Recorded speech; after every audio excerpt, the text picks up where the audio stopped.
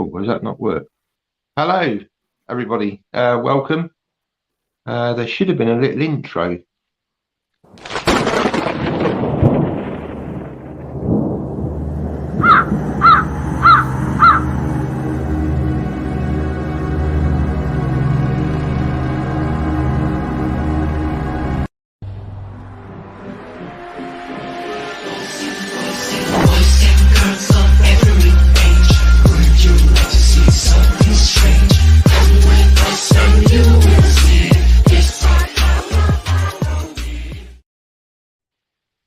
Hello, everybody. Hope everyone saw that.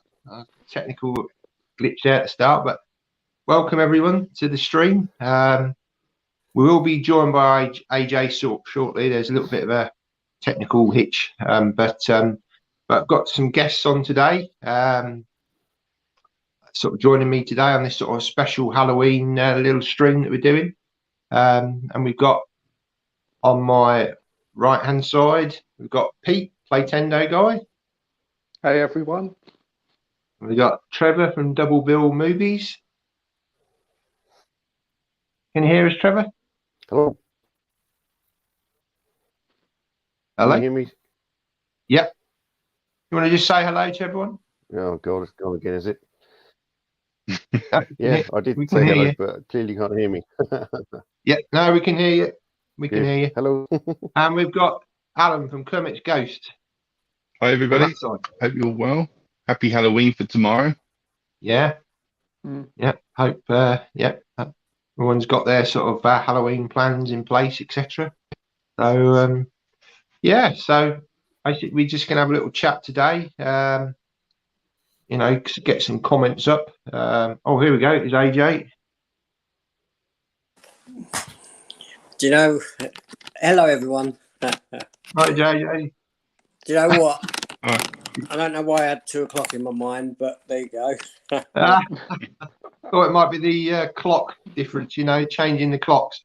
Oh, yeah, let's go with that one. Yeah, that's yeah. We'll go with that. Welcome. AJ's joined us now, so welcome to him as well. And yeah, I was saying, AJ just introduced everybody, and just going to have a little chat today about sort of a little bit of horror and just general chit chat about films. Cool. Hello, Pete. Hello, Al. Hello, Trev. Hi, AJ. Sorry for my tardiness. 10 o'clock. Who does it at this sort of time? Come on now. yeah, I know. Yeah, maybe I should read. A bit early this one. But so we've got popcorn and horror in, saying hello to everyone. Hi, everybody. Hiya. So yeah, if we just go around the room and just introduce yourselves. We'll see. We start with you, Pete. Just a little bit about you and your channel. Yeah. I ask people this every week, and when it ever comes to me, I'm always like, "What do I say? What do I say?" But hi, everyone. I'm Pete from Playtendo Guy. The channel's called Playtendo Guy. If you didn't know, I talk about video games and movies. Also do live streams on a Wednesday night. Always a lot of fun, and it's always great to come on other people's live streams and meet new people. Cool. Yeah, you do some great streams. So many different guests on. Oh, thank really you. Cool. And over to you, Alan. Channel's name's Kermit's Ghost, and I HMV every Monday. Show you what's out, what I picked up, and recently I've been doing a full list of actors' videos, like a complete Tom Cruise collection, complete Samuel Jackson collection, that kind of thing. Cool. Simple as that. Yep. Go to Trevor next. Double Bill Movies. You want to just tell us a little bit about your channel? Yeah, that's the channel, Double Movies. Yeah, it's basically based on original and remakes and originals. There's a lot of films you don't realise actually have originals. And I used to work in the industry, so I have a knowledge about how all these lovely discs are made. So yeah, want to learn more about that? Come and check out my channel. Cool. And then finally, AJ. What don't I do? Yeah, yeah, I sort of upload almost daily. Well, I do upload daily. Come on now. Reviews, unboxings, openings, comic books, collectibles. Yeah. I'd say it's more hourly now, AJ, than daily. Oh, that's a bit excessive, isn't it? I've never met anybody or never, a channel like yours that I don't know how you get the time. You must be permanently in front of the camera. How do you do it? I struggle with 2 videos a week. Very quickly. Yeah, it's done very. Like I say, I don't script anything, because the purpose of me setting up the channel anyway was I went through I was going through a sort of midlife crisis at the time, and had a sort of I was sort of questioning my own mortality, should we say. I was at that sort of point in life, and I thought, I want to leave something behind for my children if something was ever to happen to me. Something where they can go and sort of see me, and I thought this was the perfect place to do it. And so that's why I don't script anything. So generally you get me, and it's more so, it's just something to sort of, beyond leaving them all the amount of crap that I've got that they'll probably skip anyway, and maybe a little bit of money. It's about leaving them a bit of me. That was more. That was my sort of sole reasoning. Yeah. Good idea. And I just sort of went head first in, and yeah. There we go. Sorry, I'm That's right. Yeah. Cool. On a tangent. So, as it's kind of obviously on the sort of eve of Halloween, let's just have a little chat about sort of, are you going to be watching any, or have you been watching horror films, or is there anything you're going to watch on Halloween? Let's start with you, Pete. Me, honestly don't really know what to watch yet. I've got a whole pile of horror films to watch that are still sealed, so probably will give them a watch. Top of the list is Fright Night. I still haven't seen the original, so I'll probably give that one a watch. And I've still got the Friday the 13th box set to go through. I've only watched the first 2 so far, but they're really enjoyable, so probably one of them. Oh, yeah, the original Fright Night is a classic. It's worth checking out the remake as well with David Tennant. That's a good film. It's done very well, and they've done a 3D version of that one as well. So I've got the 3D disc. I just haven't checked out the 3D sort of version, but I might watch that tomorrow. That sounds good.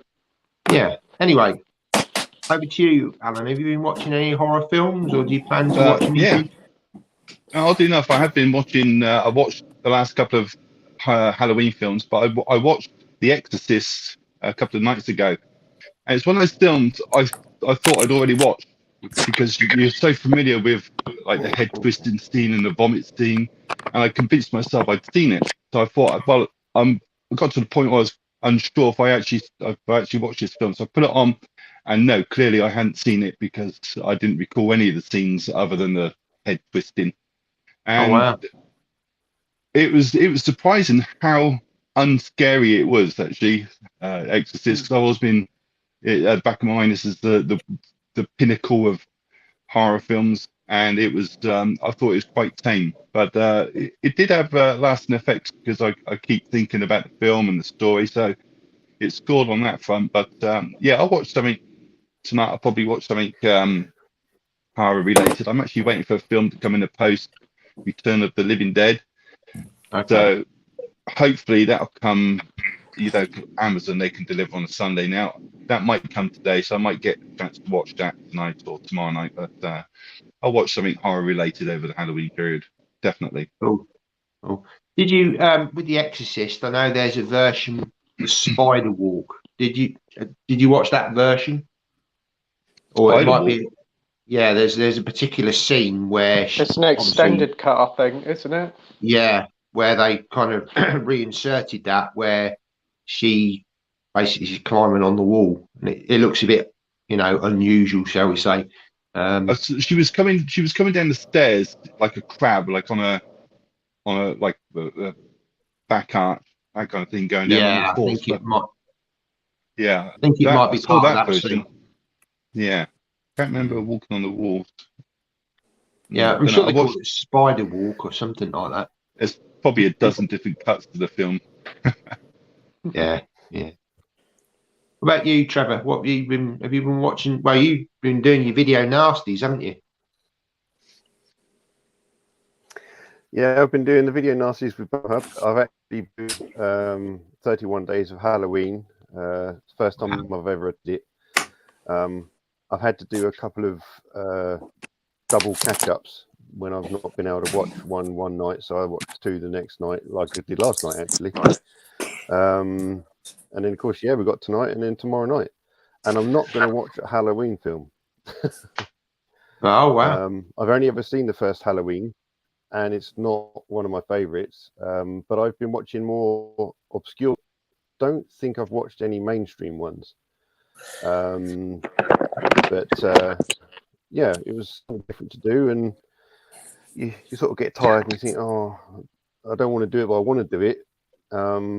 So you have to sort of force yourself, and having the video nasties interspersed as well has helped that. So that's been kind of cool as well. But yeah, so I'm looking forward to completing tonight and tomorrow night. Then I'm going to have to do some kind of video as to what I watched. I was supposed to do sort of every 10 films, but it didn't materialize. So I'll have to work it somehow that I get to tell you what I did, How do you feel after sort of watching 31 days of horror films? Do you feel like you need a break and maybe watch a comedy? No, I'm feeling. I don't know. I've got my axe. I've got my shovel, and no, it's fine. Really, it's. I like horror film. It's actually nice to be able to do it. And props to my wife allowing me to do it. She doesn't like them. She's actually watched two with me, which I was really with. They were the same one. They were still horror films. We were on holiday. Oh, yeah. We were in such a small cottage that you couldn't really escape each other, really. So she kind of had to watch them. But no, I feel fine. It's nice. It's good to be able to watch that many films, really. Yeah, I envy you. I don't think I could. I mean, I did the Paranormal Activity ones, and I did those over several months. But yeah, I don't think I could do 31 days myself. But yeah, hats off to you. And obviously, over to you, AJ. I mean, obviously, horror is not your sort of go-to genre, but is there anything you plan watching? It's not my go-to genre, no. But the chat that we had last week was quite eye-opening and enlightening. That was very good. However, no, I've got nothing planned for horror-wise for the next 2 nights at all. I'm happy to see the back of Halloween. From a parental perspective, I should say. Fair enough. So yeah, no, I ain't got no. I'll just watch whatever comes along, whatever. Yeah. No, I'm not big about Halloween itself. Okay. And I might watch The Fog, John Carpenter classic. Love that film. So I might watch that, or possibly Fright Night 3D. So yeah. Right, just going to get through. We've got a few little comments, so we're just going to bring a few comments up. So we've got Clark Teddles from Australia. Hello to everybody. How you doing, Clark? Hi, Clark. We've got Andy from Forgotten World of Movies. Morning, everybody. Andy. We've got Dan from Oceans Review, another Australian. Hey, Dan. Hi, Dan. Nice to see you here, Dan. Thanks for joining. I think Dan's on with me next week. Okay, cool. And we've got Danny from This Is My Life. Hi, Danny. Danny. Hi, Danny. As is Danny. Danny's on next week as well. 2 of them. Oh, cool. Great. We've got Ash, Popcorn and Horror. So he says, I've been debating with myself for weeks now about putting all my Arrow titles back together on the shelf rather than the spread by genre. What do you guys do with your Arrow titles? Who wants to start that question? I'll answer that question. Yeah, okay. Yeah. So, well, I put them all together. So you collect from a label. So I like to see, not so fussed with the big studios, though actually they are generally together. But no, when you collect from a certain label, you kind of want to see what you got, don't you? And if anyone's been watching my collection videos, I've just had like 5 episodes based on 20th Century Fox, and I've just started 88 films. And obviously you can see, not now, but when I do my normal videos, behind me on the shelving is all 88 for the first 3 shelves. So yeah, Ash, I think, get them all together, mate, and let us see what you've got. None of this hunting around here, there and everywhere for what you've got. Put them all together. How about you, Alan? I know, because you're very OCD, aren't you? You do like stuff in order. So I'm going to step away for 1 sec, make a quick call. Yeah, well, my collection is alphabetized for the most part. I've got about 5,600-ish films now. Wow. And they're all in alphabetical order. But I do have the HMV premium titles behind the camera. They're all together separately in a bookcase. And I've also separated the anime and the Disney.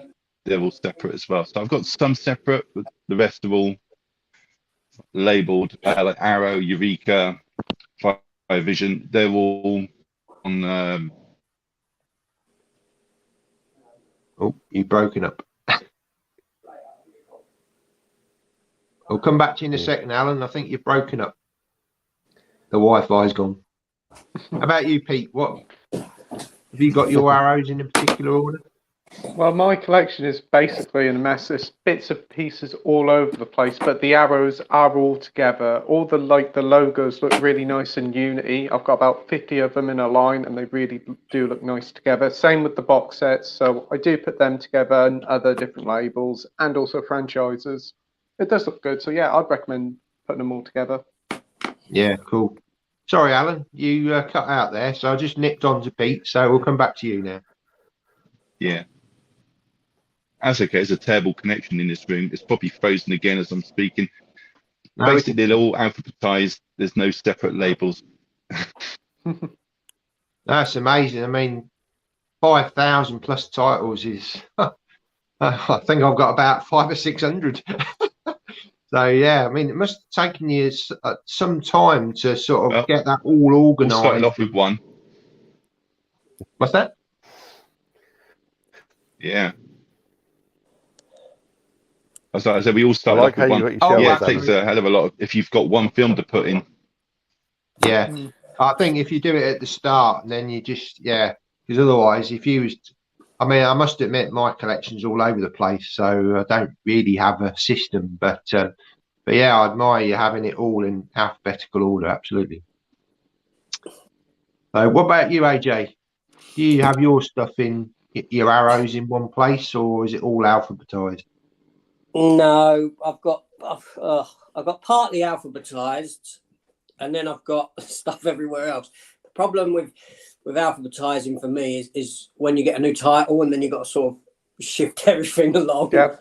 I don't know how you do it, Alan. I really don't. So I've got partly alphabetized and partly just a mess of stuff, we should say.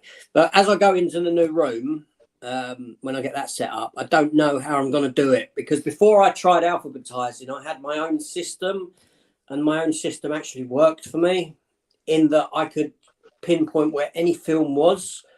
You know, I could pretty much say to the missus, go to the second cabinet, 4th shelf down, about 16 in, you'll find the film there.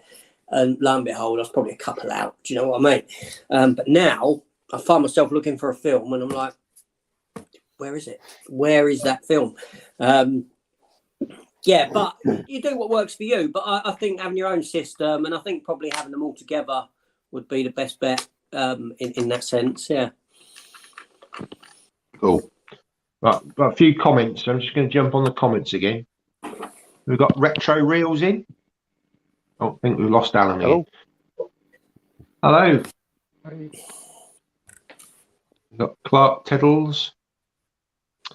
Okay, so he says, what are everyone's thoughts on Halloween's Ends? Personally, I didn't like it, although I know many others did. I'm curious to know your opinions. So, well, I'll just start. I haven't watched it, so I've got no opinion. Over to you, Pete. I watched it. I didn't mind it. I'm split 50-50. It's definitely not how I wanted the trilogy to end, but it did go into a different and sort of cool direction, but it didn't really pay off that well. There was a few things there. This new character they brought in made him quite a main star, but we don't know him. He should have been in the previous film, so for us to gain a little bit of knowledge about him. But I think the biggest problem with it is the marketing, very much like Halloween Kills. Halloween Kills told us too much about the film. Halloween End told us the wrong thing about the film. Cool. Trevor, over to you. Have you watched this film? Yeah, well, no, Halloween's still the only film out of the franchise I've seen. So, from what I gather, and as Pete just sort of touched on, they've tried to introduce something else, which is supposedly at the end of a story arc. And if you're going to call it Halloween Ends, why are you introducing new stuff? So I'll get to it one day when hopefully a nice box set comes out and I'll be able to work through them all. And I'll make up my own mind. But yeah, the film industry seems pretty weak when it gets to the end of things. They just kind of, they've put all their effort into the other parts of the story, and then just like, oh, how do we end it? Or someone comes in, comes up with a great idea, and it's like, oh, let's do that. No, we're ending it. End it. Not trying to carry it on. Or Marketing. So. Cool. Have you seen this Halloween Ends, Alan? No, I've seen. Well, it's a confusing franchise to start with, isn't it? Because you got the first how many films they made. Now this kind of like reboot thing that they're doing with the trilogy, and I've seen the first 3 of the original and the first 2 of this new trilogy, and I've yet to see this Halloween Ends. But I don't know. I'm going to go in with low expectations. I've seen people praise it, and I've seen people hate it. I don't know. I watched the last one, Halloween Kills, a couple of nights ago, and I was pretty much laughing the whole way through it. It's ridiculous. I mean, he's now, what's he, like a superhero now? He can't be killed. His blade just minces through everybody. It's just ridiculous. So I'm interested to see how this one takes it. And I know is it written or co-written by Danny McBride? Yeah, they all were, weren't they? Yeah, I mean, he was like one of the architects of the return, so to speak. Yeah, I like the first one of the reboot. I kind of like that one, but the last one, Halloween Kills, not so much. So hopefully this one will pick up a little bit better. I don't know, but I'm not holding out a lot of hope for it. And obviously you, AJ, you've obviously done a video on this one, haven't you? I did, yeah. I felt inspired to do a video on how I think it should have ended, because I think the film was a mess. I think that the primary 2 actors, the new guy and the girl, had no chemistry whatsoever. I think their relationship is the single most forced relationship in a film I've ever seen written. Thematically, the film didn't pay off on the themes that it was trying, that it gave us in this film, in this particular film. I'm not going to spoil the end, but they didn't land the ending. The film could have had a much richer, braver, emotional story given to you at the end, and they didn't do it. Through the want of a potential is it the end question type of a thing. Yeah, it's just, and I'm not a fan of Halloween. Let's get that. I've seen the first Halloween film from the 70s. I'll put that in, and I'm not a fan of it. I think it's wholly overrated. All right, hats off to John Carpenter for the era that he done it in, and the fact that he sort of gave birth to the slasher movies. I'm not taking that away from him. I don't think it's a very good film. Michael Myers, yes, scary, and the concept. Seen nothing after that aside from the Rob Zombie 2 that I've got no recollection of whatsoever. 2018, I actually really enjoyed. I'll stand up and say that was a decent film. I enjoyed it. Halloween Kills, like Alan said, is just, I don't know. I can't get to grips with his power base, this guy's power base. Is he a normal man, or is he something that's from some other realm or what? I don't know. But yeah, I just couldn't. And this one here, just, I don't know what they went for. And I've seen people defend it. This is the thing, right? I've seen people defend this film by saying that you as the viewer is in the wrong for having the wrong expectation. I've seen that as a defense, and that just blows my mind. That really does. So I'm at fault. I'm at fault for not liking this film, for this film being a bad film. Not that it's a bad film. I'm at fault because my expectation was something completely different. I'm crazy, but there we go. Shame on you. Yes, absolutely. We've got Gareth from Video Tasties in. Hi, Gareth. Hi, Thanks Gareth. for joining. I'm live with Gareth on a Thursday night with on Mike. Did you see that? Cool. Oh, that's great. And we've got Yeah. Ash. She says, main thing holding me back from putting them back is where the movies in a series end up being separated. I.e. Rec is an Arrow, but Rec 2, 3 and 4 would be then someone else.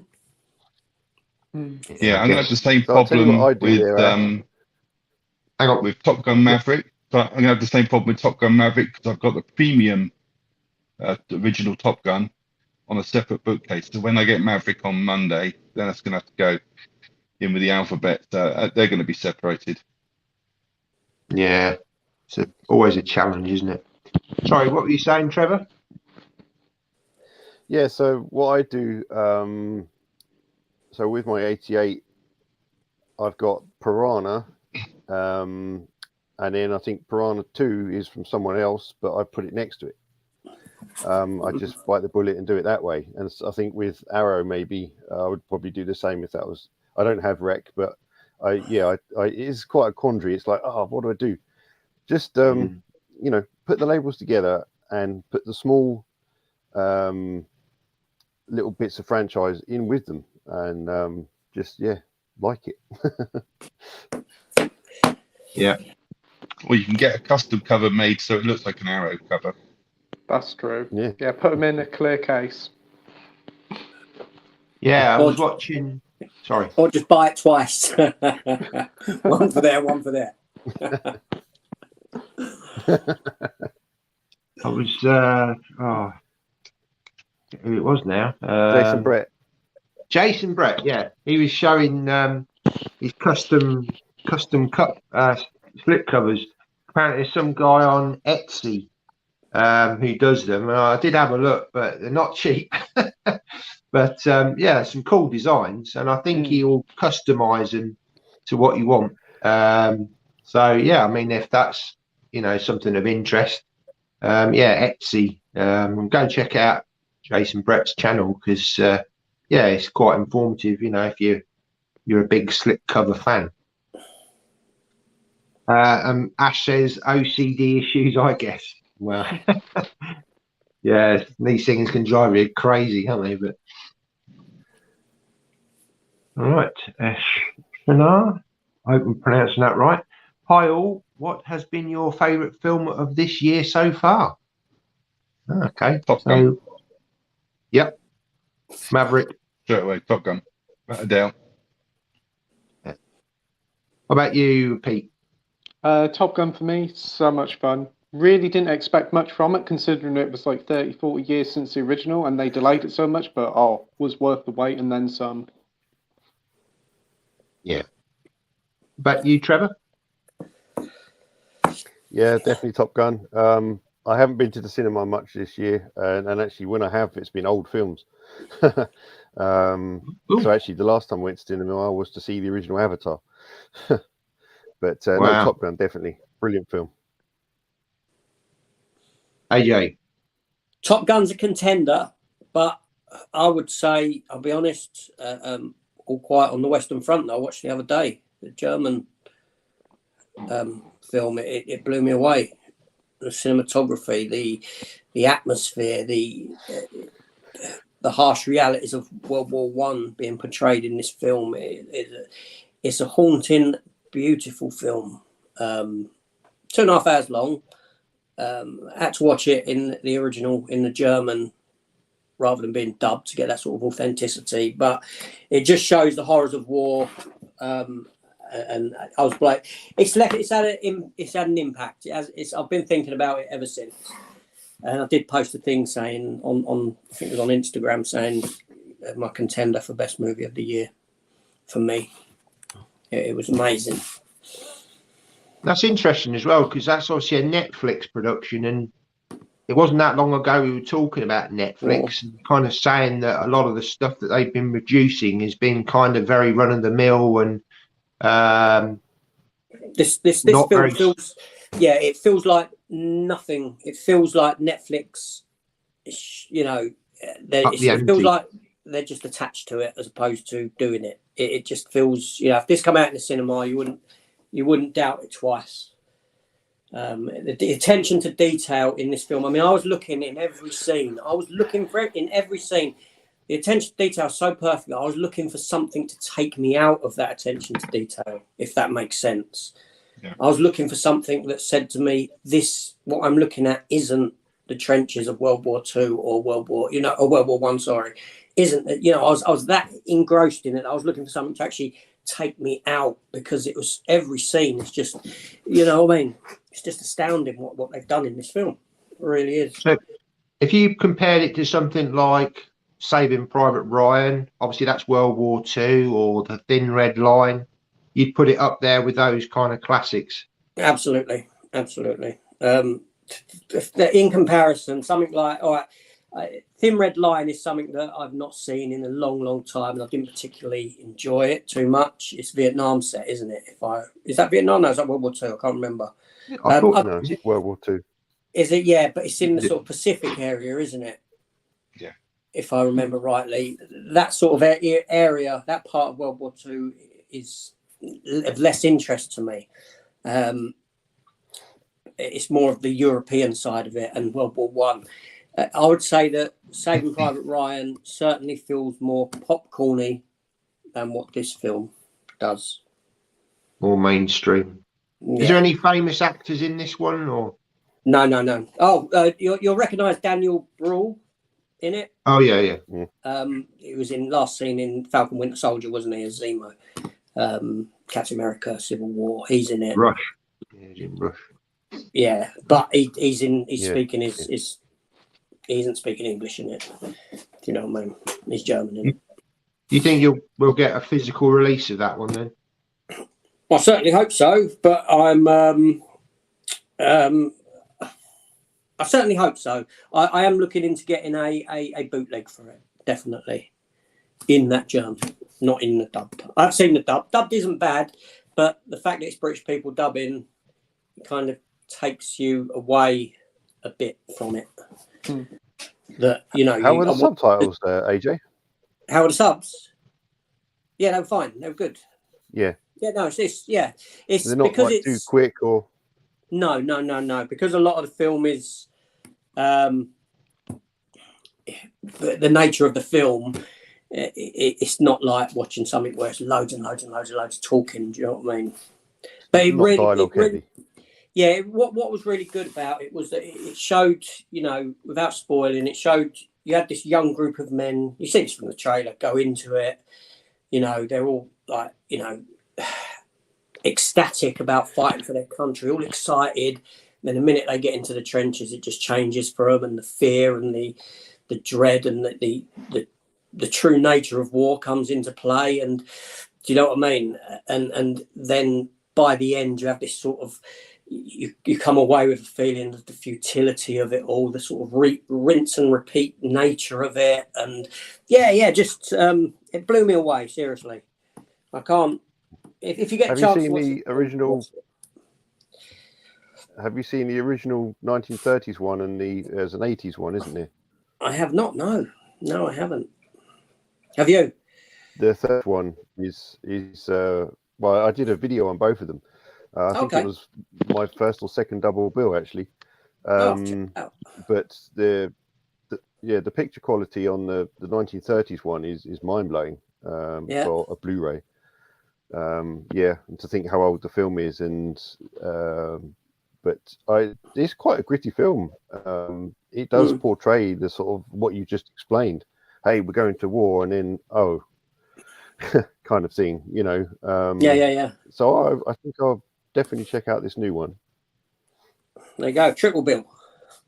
Have you got the originals in your collection, Alan? No, that's one film I am missing. So, and that was actually recommended to me about a week or so ago. So I will be picking that up. What about you, Pete? And hopefully the Netflix one will get released. But as what AJ was saying about the cast relatively unknown, I think that helps in a film like that. If you got someone like Brad Pitt in it, kind of takes you out of the film. Yeah. Yeah. No, totally. Well, I'll just say I'd say it's a combination of two films for me. Favourite film, Maverick. Certainly, I've blown away. Absolutely loved it. But Elvis. Now, that film for me was a film with two halves. The first start of the film, I almost turned it off. I just found it very, very sort of chaotic. But the second half of that film for me was fantastic. I thought I didn't realise the sort of the story of the Colonel and what he did to Elvis, and found it a fascinating watch. And I thought the guy who played it, again, very kind of unknown, I thought he played it fantastically.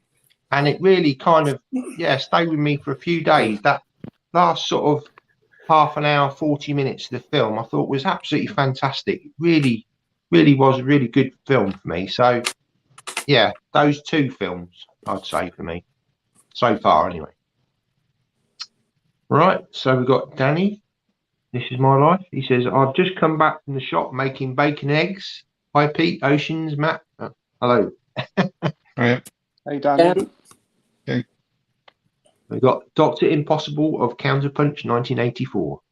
I thought I'd watched The Stepfather from Beyond, Sewage Baby. Not heard of that one. And now I guess that's The Screaming Starts. Be Kind About Sewage Baby and my favourite Dick Maas film, Amsterdam. Okay, so has anyone heard of those films? No. Right. That From entire Beyond, sentence maybe. is just words. Can't say I From can't say I've Beyond, never done baby. that. Yeah, From Beyond, and now The Screaming Starts. That rings a bell, but the other stuff, not sure. Sorry. He says, "Open." And he says, good morning to everybody. Extra hour today, yep. Susie, morning, guys. Well received. Hi, Susie. I just brought Top Gun PS2. Okay. Nice. Is that a game you're familiar with, Pete? I know they've released quite a few Top Gun games, but no, I haven't played it. But that's cool, Danny. I know they released a new one for PlayStation 4 just recently, so you'll probably get that one as well. Cool. Do you know what I saw actually? Saying about Top Gun in Forbidden Planet yesterday, I actually saw the fighter jet, but as a transformer. Oh, wow. That's cool. It's Transformers Top Gun crossover vehicle. Just mention Top Gun, that just popped in my head. It was pretty cool, actually. I went to Florida probably about 20 odd years ago now. and I went to an air museum, and I actually saw an F-14 Tomcat, literally, in a museum. Amazing piece of engineering. That is fantastic. Huge plane. Yeah. I love the way they managed to get it into the film, the Tomcat. Yeah. You know, Mm, it's yeah. so iconic from the first one, and you think they need it in there somehow, and then it's like, yeah, well done. Yeah. Yeah, it was done so well, that film. Do you think they'll do another one? Do you reckon they might do another sequel? I don't think so. How? No. Yeah. What can they do? It feels like a perfect ending that Maverick does. I could see they probably do probably a spin-off with Miles Teller's character. I thought he was pretty good in it. Maybe that could how it worked, but yeah, just leave it how it is. I think, yeah, I agree. Yeah. It was nice to see Val Kilmer come back into it, and obviously, I mean, quite unwell man now with sort of the throat condition that he has. He's had throat cancer, hasn't he? So I thought they did that very well. It's very, yeah, and That yeah, was quite nice. a poignant moment on screen. Yeah, it was. Yeah, very emotional film, wasn't it? There's a lot of emotion tied up with it, harking back to the original, and I think it helps if you've seen the first one. I know they do flashbacks and all this sort of thing, but yeah, no, done very, very well. But I Danny like the says, fact they literally. Sorry, I like the fact they literally carry on. repeated the intros. yeah, They copied the intro exactly, like almost beat for beat. I was like, yeah, well done. I think And the a only nice- change is in the wording. You know, when they put the scroll up saying about the Top Gun school, Yeah. that they now include women in it. Yeah. Yeah. That's good. No, The only problem Good. with that intro is that my mind goes to Hot Shots. And a lot of the film, I just Hot Shots just pops up in my mind. but you could also take it that it was almost like a little tribute to Tony Scott as well. Yeah. Obviously, you know, he sadly passed away a few years ago. Yeah. Quite tragic, wasn't it, really? Yeah. So Danny says, now for steelbooks, which type of plastic sleeves do you buy? Okay. So Alan, you're not really into steelbooks, are you? You don't have many No, of those. I've had about 10 sent to me by viewers, but they just sit on the shelves. There's no protection on them, but they're not going to be damaged, but they are.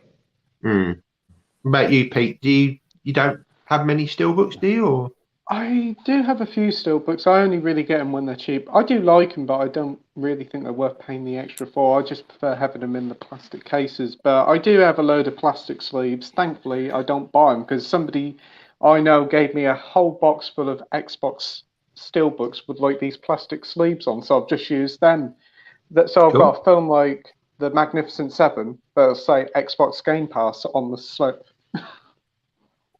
oh, cool. What about you, Trevor? Do you have many steelbooks in your collection? Yeah, I do. I've probably got about 400, maybe. Wow. I went through a phase of you know, to me that was the premium version to have, and I went through a phase of getting them. But to me, Zavvi has just saturated the market and ruined it all. But I've actually also been getting rid of some recently. I've been happier with the sleeve. But so the plastic sleeves I get, they're just off eBay. They're like, you get in packs of 50. They're the quite thin ones, not too thin because they can tear easily. They're the ones you have to fold over the flap, and then you have to get the air out. Because if you put them in a stack, you see them all wobbling. And then, of course, you can't get them in the shelves because of the air cushion you've got. But yeah, I've seen there's some harder plastic ones now, which I think are very good for protecting them. But you don't really keep pulling them on and off the shelves, do you? But it's good to have. All my steel books are protected, yeah. So,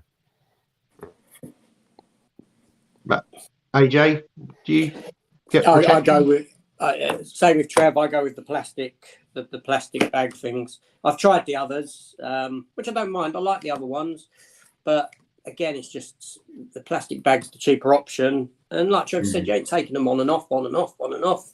Yeah. Do you know what I mean? So yeah, I go with the cheaper option. I tend to use a company called Steelbook Central, and they've got their own website, but they also trade on eBay, and they do like the plastic sleeves, but they also do the premium edition boxes, and there's all different, all the different premiums, and they're very good. Fairly reasonably priced, but that's what I use. Steelbook Central. We've got Media Collector Madness. Hi guys, hope you're all doing well. Hello, thank you for joining. Hello. I've got to actually shoot off, unfortunately. But, No problem. Appreciate you having me on the stream. Wish it could have been longer, but hopefully we can get you back at some point. Absolutely. Really appreciate you coming on. Nice to see you, Al. Take it easy, Alan. Yeah, thanks so much. Alan. See ya. Cheers. Bye. Bye. Then there was 4. Okay, so we got Danny says hi, media. Oh yeah, he's just saying hello. Holy Moses, AJ, you broke the Maverick chain with something different and something new. No, yeah, Maverick was great. I enjoyed it, and I hadn't seen Top Gun. I'd never, I only watched Top Gun the night before for the first time because I don't like that era of Tom Cruise. Yeah, I don't like young Tom Cruise. I like old Tom Cruise. I don't like young Tom Cruise. Yes. Top Gun, Days of Thunder, Cocktail, films I've never seen. And there was all this hype around Maverick. And the night before, the night before, because I've got this Tom Cruise box set with about 5 films in. I picked it up cheap it was like £8 in CEX, and it was in there. And I said to Mrs., let's watch it. New one's out. Watch that, and then the next day, spur of the moment, I said, let's go watch Maverick. Let's go see Maverick. And I do prefer Top Gun 2 over Top Gun 1. I've got no intent of upgrading Top Gun 1 to 4K or anything like that. Top Gun 2, I will get 4K. It was a really good film, and it would make my top 10, yes. But number 1, no, I've got to give it to this other film just because of the lasting. Top Gun was a popcorn film. It was, and it did have a lasting, profound effect in that sense that it felt like a film of old, almost a filmmaking that's and the hats off to Tom Cruise. I love Tom Cruise. I love the fact that he and all the actors in this getting in these jets. They went into these jets and they filmed themselves. They had to do their own makeup. They had to do their own filming. Do you know what I mean? While they're being thrown around, and it adds that authenticity to it, which is great.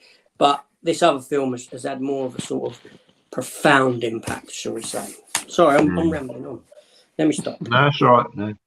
No, I think maybe it's a very good time of year for that film because obviously we're coming up to Remembrance Day, so probably a lot of people will tune into that, and a very poignant sort of time of year. So now we've got Geek Legion of Doom in. Hello, going to get them on the stream at some point. Cool.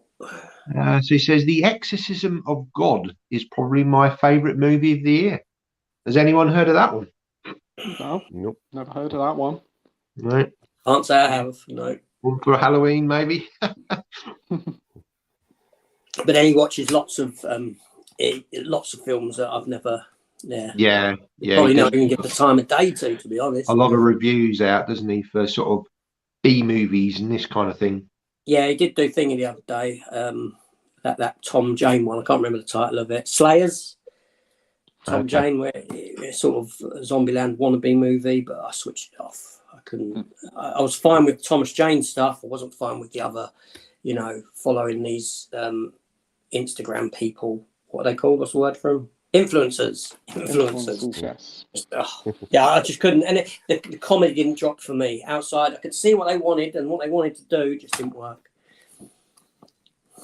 So Danny says, new Star Trek releases in HMV soon. Picard and Strange New Worlds. Okay, so they're bringing out Strange New Worlds on physical media. Oh, that's good. That is good for me. I like Strange New Worlds. Were great. So Ocean says, what are we all picking up new releases wise in the next month or so? So, Pete, is there anything you're looking forward to? Well, Top Gun tomorrow. I do have the Austin Powers set coming. Thankfully, I got that quite cheap because I had a load of Nectar points, so I ordered it off HMV eBay. So I only paid about 15 quid for that. There's the Doctor Who episode, the new one coming out on Blu-ray. I think it's middle of November, so I probably will get that because I actually didn't mind that one. Don't really know what else is coming out in November, to be fair. Is Robin Hood November or is that December? I think it's right at the end of November, so I probably will get that, even though I picked up the Arrow normal bland edition of it. But this new box set does look nice. Cool. And Trevor, anything you're looking forward to picking up? I think I've got that Robin Hood box set on the way. I've got Piranha 4K on the way. Talking about Piranha earlier. Was that import? Yeah. I think it's is it Shout Factory? Yeah. I can't remember. It's one of them. But I actually ordered last night an old film. Do you know the film? It's a 2-part sort of TV movie, Hitler: The Rise of Evil, with Robert Carlyle. I've heard of it. Keep looking for Blu-rays, and I keep looking for Blu-rays. And last night I looked, and there's a load in Europe. So I was like, wow, okay. So I actually ordered the German one. It does have English audio, thankfully, and I'm hoping that turns up. But yeah, new releases at the moment. I'm not going too crazy with. Again, I don't have a 4K setup, so I'm just sort of, I only get what's important to me and things that I don't want to miss out on. But obviously I've been getting the video nasties of late more than anything else, so Cool. AJ? Like Pete said, all right, I do have the Austin Powers on import, the trilogy, but I want the HMV set. I love the Austin Powers films. I can't watch one without the others. I have to watch them all 3 back to back. If I get started on one, I've got to go through them all. I love all 3 of them. Is this a 4K box set? No, it's Blu-ray still, unfortunately. Doctor Who, yes, I will get that. Robin Hood. But I don't know, because I've yet to do my... I always do a video, like a look ahead for the month, at the end of the month, of what I'm going to be picking up or what I'm interested in picking up. And I ain't done that yet, so a lot of what's coming out is actually out of my head. Oh, I do have an order in for the Jurassic Park set, don't I? The steelbooks. The big... I want the big steelbook box set. Yeah, I do have an order in for that, which is... It is expensive, but like I said, Matt, I justify it by the fact that it's 6 films in there, and just divide it up how much it's costing me per film per 4K, and that's how it's worth. Yeah. But I think that's going to be my last big. That's how you have to justify these box sets. Yeah. Yeah, not cheap, are they? It's how long it takes to create each disc. Yeah. And that's why I didn't get the Rambo one. That's why I cancelled out on the Rambo box, because for one film I'm not paying 60 or 100 quid. It's just mental. But there we go. Nice set though, lovely set. And I do like people's openings of it, and I'm sort of like, oh, that's really nice. But no. But yeah, so I don't. Other than them, I don't really know what's due. Yeah. And for me, I mean, yeah, obviously this week we've got the Maverick, obviously coming on the Steelbook, the Highlander set, the Studio Canal limited box set, but that one I'm probably going to put that away ask that for Christmas, and then for December I've got Silent Running, the 70s sci-fi, that on 4K. Not seen that for years, but yeah, I really enjoyed that. And the Robin Hood set. But again, that would probably be a Christmas present, the Robin Hood set one. Yeah, I do have Silent Running on Blu-ray. It's like a VHS, one of them VHS looking. Okay. But I am down for the 4K on that. Definitely. Yeah. It used to, as a kid, it used to upset me when Yeah, the little robot. Yeah. yeah, Yeah. Yeah. I can remember getting quite upset by that when I was a child. It probably won't have the same effect now, but probably not. yeah. Right. So we've got Danny says, I will be up for the PS4 version. Have you heard of Ace Combat? I love my fighter jet games. Anything to do with war. Mm, So probably for you, Pete, that one. that's the one I have got. Yeah, it's got like a Top Gun version to it now that just come out. Great game, but I'm terrible at it. Can't steer the jets. I end up just going straight into the water and that's failing the game. That sounds like me on it. I always crash on those. I haven't played for years, but yeah. We've got Oceans just saying, hi, this is my life. Oceans. Oh, yeah, they're talking amongst themselves. I buy my plastic sleeves. Yep. Okay, so we've got the 4K Collective. Good morning, everybody. Just popped in to say hello and enjoyed the discussion. Hi. How you keeping? Hello. He does some amazing openings, this guy, and always does them in sort of 4K HDR. Really, really good quality videos. So if you don't subscribe to him, go and check his channel out because always shows the latest release. I think he did the Rambo one. But definitely, yeah.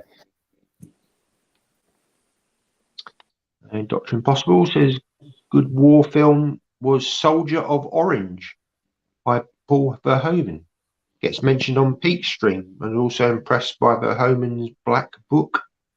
Okay, so you've obviously heard of that one, You Pete? talked about it, Doctor. Yes, I haven't seen it myself, but I think it was a couple of weeks ago on the stream. He did brought it up, and Andy was talking about it. Sounds like a very good film. Paul Verhoeven, so I'm sold there straight away. Cool. Is that one you've heard of, Trevor? I'm not sure I've heard of Soldier of Orange. Which conflict is that one? But Black Book, I've definitely got. It's a brilliant film. Cool. AJ?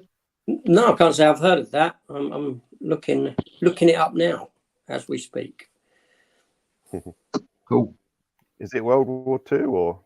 World War II, around the Netherlands, starring Rutger Hauer. So yeah. Oh, Okay, I think yes, I have heard of it. I should do with all my interest in World War II and the movies. So. Cool. Okay, so Danny says I picked up some steelbooks for £2 in CEX. Good price. Ooh. I held the queue up as I got to CEX to show the discs as they went through them. Well, yeah, that's right. You've got to make Good sure. idea. Yeah, always do that. Yeah. The trouble is, Even they if don't. you've got a big bundle. I don't think they even kind of look after this stuff, do they? They just take it in and, you know. Hey, so Dr. Impossible says there is an incredible war film that barely gets mentioned, directed by Waterloo director Sergei Bondarchuk, if I'm pronouncing that right, and based on Leo Tolstoy's book War and Peace. The battle sequences are epic.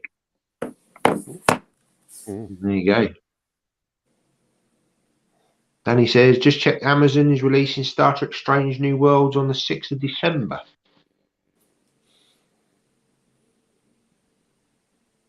Over Kia. Oh, right, okay. Yeah, AJ. And I don't get what I cancel pre-orders. Oh my god. Yeah. Everybody cancels pre-orders. Yeah, no, but it's a big deal because I do it. Yeah. There we go. I did it because I ordered the same film twice because it had different titles because it had different sleeve on it. Well, And, I cancelled Steve my had one pre-order title, once one because Steve I had found the it other. 10 quid cheaper. Well, no, absolutely. I mean, at the moment, I've got both Robin Hoods on pre-order. I don't know which one to go for.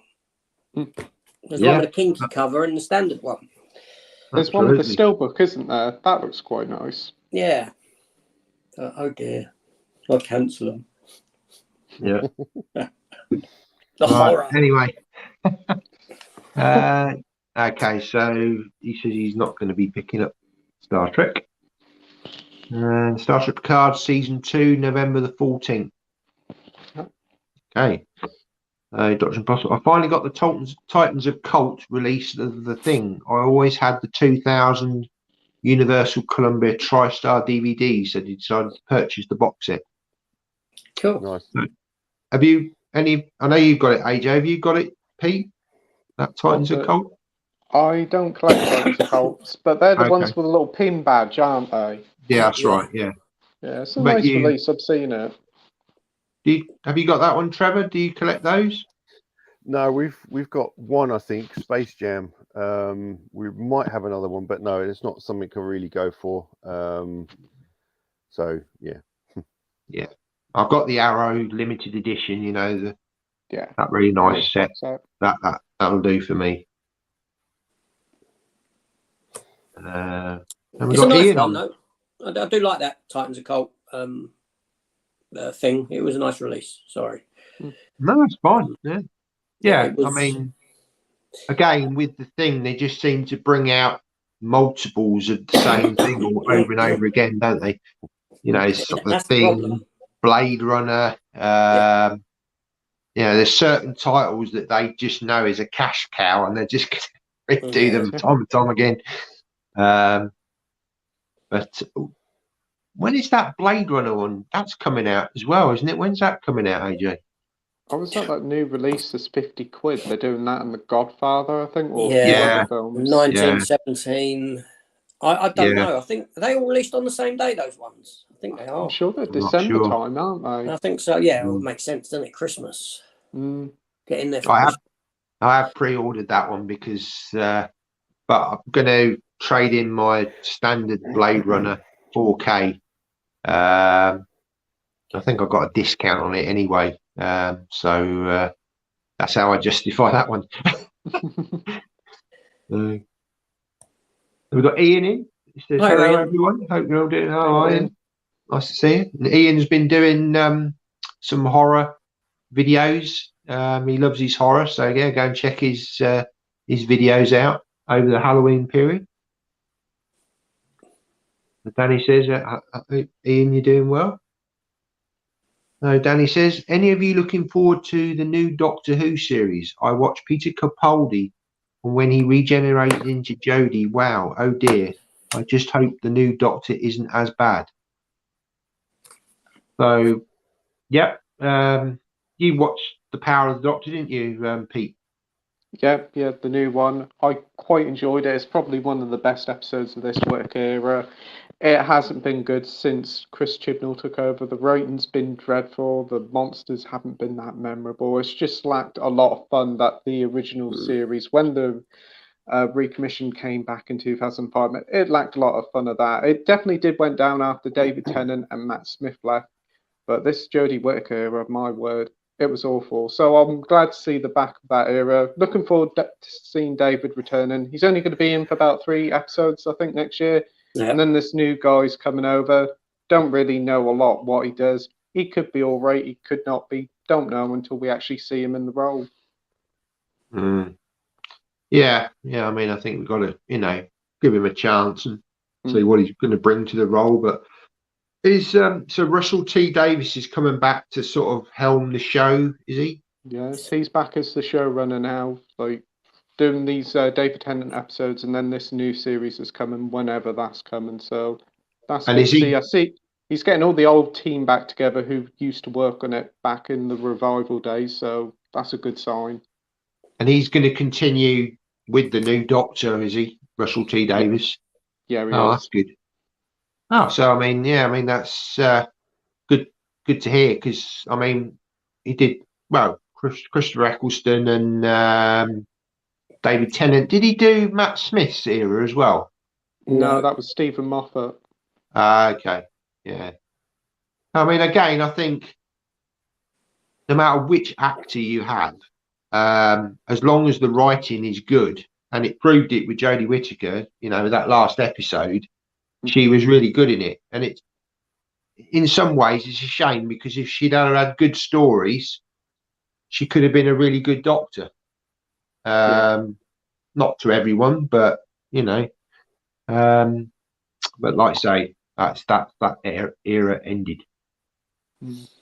Okay, so Trevor, do you watch Doctor Who? Is that something you follow? No, I used to watch it when I was younger, but I don't have enough time to watch it. If you see what I mean, I would like to, but yeah, I don't want to get too involved. I think I watched the Christmas one where Peter Capaldi was still Doctor, and he met up with mate from Harry Potter who played the old original Doctor. David Bradley. Yeah. And I thought that was so well done. Just seeing that one episode was enough of a Doctor Who hit for me. Because, you know, if you know the concept of Doctor Who, you don't really need to have followed the stories and everything to get what's going on. But that was a brilliantly done. And of course, that was dealing with World War One, wasn't it? And the way they got around that, it was like, oh, how are they going to do this? Because you can't really intervene too much. And so well written, that episode. But yeah, it seems a shame to hear that Jodie's not had the writing team behind her, because I'm sure it's not her as an actress that's you know, brought it down. Because I was, you know, quite excited to hear that it was the Doctor was changing to a female, and but I guess it's not worked. No, it's a shame. What about you, AJ? Do you want cynical? Just let rip.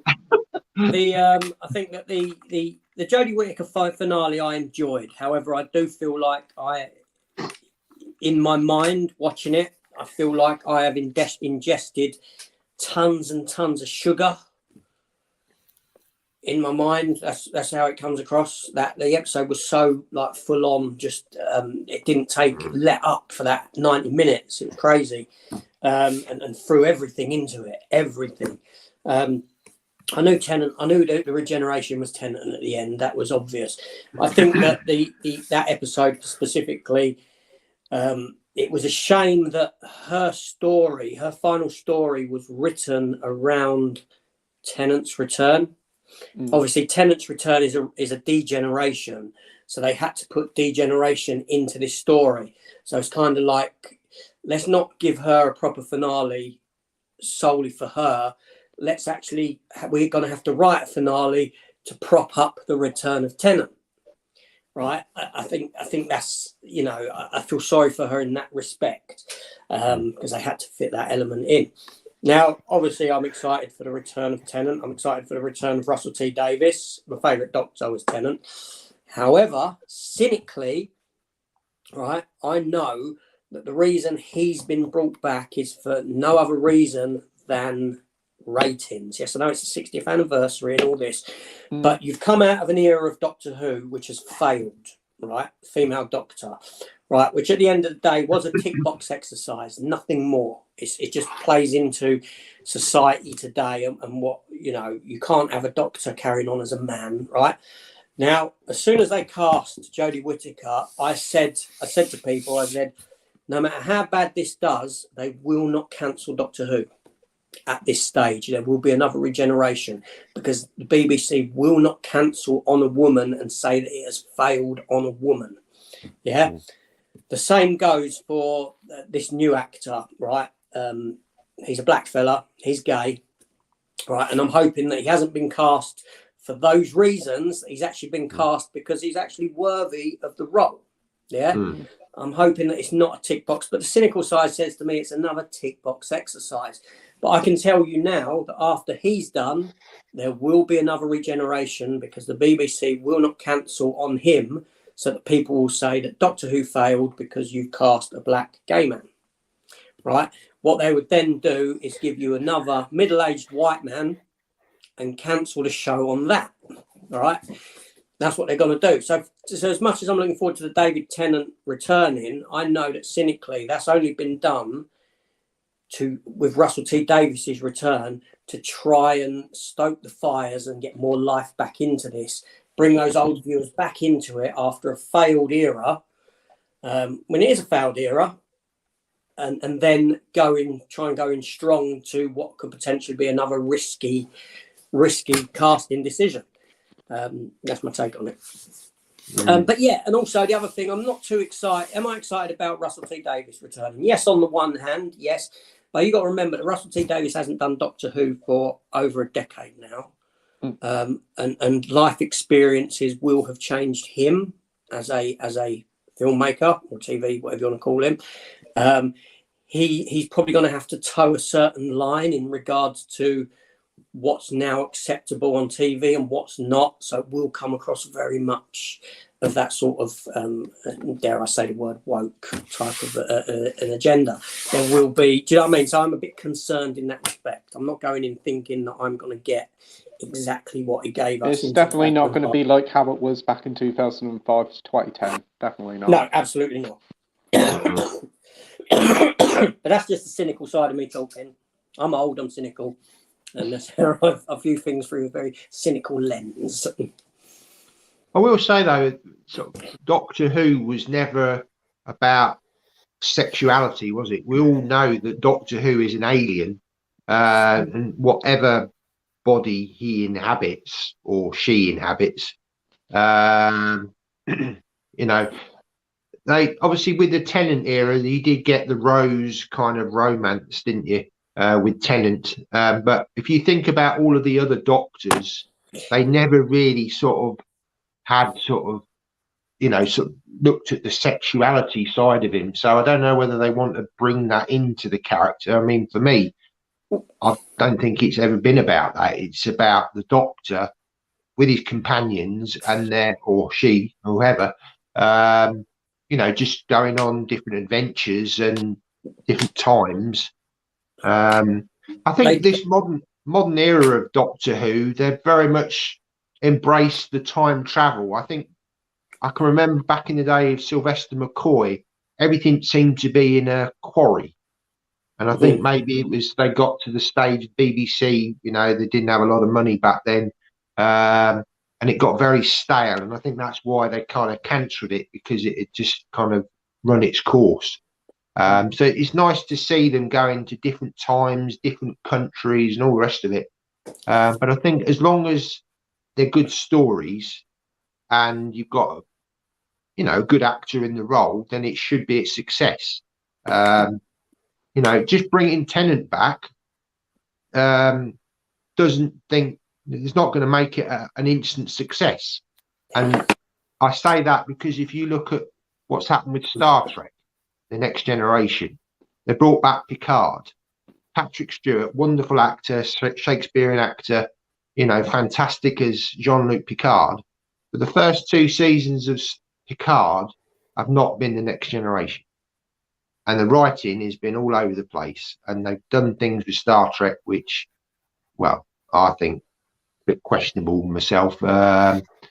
It's not felt the same. So you can't just bring back an actor and expect that same magic. It's a combination for me. It's the writing, it's the stories, and the actor. That chemistry, and then you've got a good thing. But you say about the sexuality in Doctor, it shouldn't be a thing in Doctor Who. No, it shouldn't. It shouldn't come into it at all. But in this Jodie Whittaker era, would I be remiss in saying that they did tease a potential gay relationship between her and? But it didn't go nowhere. That's the thing. They've done nothing with it. Yeah, it was another teased. thing with this. Yeah, it was. And but they've done nothing with it. You thought they were going to kiss at that episode, and nothing happened. They just sat in that ice cream. Fair enough. Yeah. But as Matt said, I think Companions this series has been awful. Yeah. Sorry, Trevor. As Matt said, it's sorry. It's all right. The Doctor's an alien, so does that alien species have a sexuality? Does it ever need to be? Obviously, all the seasons up to now have been male dominated. It is just because no one's had the idea of, we're dealing with an alien. Does it have to be male all the time? Yeah. And yes, of course, the we're looking at society now that's brought about this, and it does seem a shame that it's had to be that's brought it about. But I mean, you know, if you imagine back in the sort of after, say, Sylvester McCoy or something, someone, a female coming in then, yeah, I suppose everyone would sort of turned off, but maybe Doctor Who fans wouldn't, because they're invested in Doctor Who as an alien, and you know, it's only human to us because that's the way we're meant to see it. If you remind them, well, hang on, he's an alien, he can come back as almost anything, then that would have been better. But it is quite sad that, and I think AJ, you know, has probably hit the nail on the head. That, you know, the next Doctor, I don't want to say gimmick, that's not the right thing, but it does seem like it's a tick box. Gender I hope driven. not.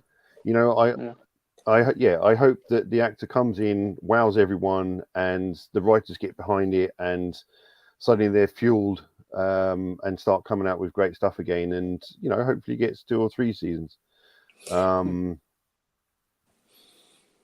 I mean, I have no issue with it. I mean, when Jodie Whittaker was announced, you know, I knew what they were doing. Right, that part was sort of blatantly obvious. But I went into it and I was like, okay, I'm going to give this a go. I've got, you know, I'm going to give it a go. I'm going to go into it, and you know, and she might wow me. She didn't. This new guy might wow me. You know, nothing against him. It's society now, and what's being done. We know that there's a forced agenda. We know that TV and film now would have you believe that in the past there were never strong female characters ever, right? You know, that women were always underrepresented, that they were always the sort of just the background, just there for womanly things, shall we say. But then you go back, you look at, you know, all right, Halloween, you know, Laurie Strode, right? Strong female character. You had Charlie's Angels on TV back then. You had in the 70s, you had Ellen Ripley fighting the alien. Into the 80s, you had Sarah Connor on TV. You had Buffy the Vampire Slayer. You had Xena, Warrior Princess, right? There are examples of women being given strong characters in these sort of in different areas of TV and film. But society would have you believe that this wasn't the case. It's this kind of revisionist history that we're having to live now. And it's the same with race. It's the same with race. And I think it's sad that we have to, that shows like the latest Quantum Leap episode, one of the latest ones, went back to like a Western time, and he went back to a Western town. Now, the new Quantum Leap series is very much represented in its modern day characters. You know, you've got Ernie Hudson in it, fantastic actor, leading the Quantum Leap team. You've got a guy who's very good. His name's I forget his name in it actually, but he's like his sexuality is whatever it is, fluid, whatever you want to call it. He wears makeup and women's clothes, right? So you're wholly represented in the modern day, but yet they give you an episode where he goes back into Western era, and they've got to pretend that this Western town is alive with like a black woman running the tavern, a black sheriff. And my point is that it's done is that the town is represented by all these different races with no sort of dislike between one another, no hate, like to pretend that this stuff never actually happened. And that's the sort of stuff that I have issue with, that I take issue with, that we're pretending that this was never a thing, you know. And that I don't like. I don't like that sort of revisionist history of stuff, because the minute you start forgetting about how things really were, or pretending they were a different way than what they were, you start asking for trouble. Just be truthful to, you know, history's there to be learnt from, not to pretend that it never happened. Yeah. You know, Good we point. can only learn from our mistakes by, you know, by accepting that they were mistakes. Yeah. You know, And I think film and I think TV it- just playing into this crap. Yeah, I think if the new Doctor, I think if obviously if he, you know, he's a gay actor, as long as you know they don't like focus on that, then there should be no issue. It's just showing another person in society, and that's fine with me. I don't. It's when it's forced that you think, well, I don't really That's the need that. issue. I mean, the other thing I would like to see, the next Doctor, man, woman, whoever, why not have somebody who's disabled that maybe doesn't have a, you know, they're in a wheelchair or they only have one arm or they've lost the sight in one eye, and how the character deals with that. You know, Sonic that's an wheelchair. idea, isn't it? But again, do it in a way that's just of life, because you know there are people that do have disabilities, but you don't have to say, look at me, I'm disabled. No, you know, that's the person, but it's not about the disability. It's obviously recognizing that, but it's about the character. It's about the story. You know, that's what we need to. Sorry. Yeah. Go on. Torchwood was a spin-off of Doctor Who, isn't it? It's Yes. attached. Yeah. So, well, he was gay in that. He was. Yeah. You didn't. It wasn't. I don't think it was prevalent all the way through. I didn't really follow it. I had to watch it at work. But the one episode that I saw, where he goes to a dance hall, he gets travelled back in time. He was RAF, wasn't he? World War II RAF. Yeah. And the episode where he meets the other RAF guy and they kiss on screen, and I'd never felt so much power come off the screen before. It was so emotionally charged. It was beautiful. It was it was a relief to watch, kind of thing. It's like, wow, great, get it out in the open. And if it's done right, then there's no issue. Yeah, that's the thing. So that's it. The Doctor Who sort of thing is already, like I said, it's an offshoot, but it's already touched on sexuality and you know, so they've kind of led the way. So in theory, this new Black Doctor coming in, it shouldn't be a shock to anyone, and hopefully just gets accepted for who he is as an actor. Yeah, absolutely. And hopefully he's been chosen for that reason. Yeah, exactly. Other than, but I mean, you know, going back, I mean, the character of Jack Harkness was an alien, who in the story of the character was that he was very sort of sexually promiscuous, whether it was men, women, alien, whatever. That was, you know, that was the character of Jack Harkness, and Doctor Who as well. But it felt, it was his character. It didn't feel as forced an agenda there. I mean, let's go back. Let me just use this. I know I cite this as an example. Yeah. Nowadays, there's a big deal when, you know, like all this stuff about James Bond becoming black and that, right? Create a new character for him, or write a new goddamn character. Stop. I mean, let's go back to Star Trek. Yeah, Star Trek's always been a very progressive program, right? Now, when Avery Brooks stepped into the role of Benjamin Sisko when Star Trek Deep Space Nine came about, it wasn't a big deal. Yeah, okay, so we've cast a black commander, but it wasn't shouted about or lauded like do you know what I mean? Like what they do now. It wasn't. It was just accepted. It wasn't an issue. Yeah. He was written, you know, and he's a fantastic character, and I love the character. Probably my favourite Star Trek captain, most human of the lot, and most sort of militaristic. He was fantastic. But it wasn't an issue. It didn't feel like it had this drive behind it, pushing it. And then the same with Kate Mulgrew when she was cast in Voyager as the female captain. Again, it just felt, okay, we're going with a female captain. It didn't feel like this is, you know, this has got a society push behind it to prove some some point, and that's what we get now. We get this sort of this background agenda push of because, you know, like I said, history would have you believe that we never had these strong female characters before, or we never had strong characters of race. They didn't exist, but they did without issue, without being pushed upon you. Anyway, sorry, I'm going into. No, that's all right. So we're going to move on to another question.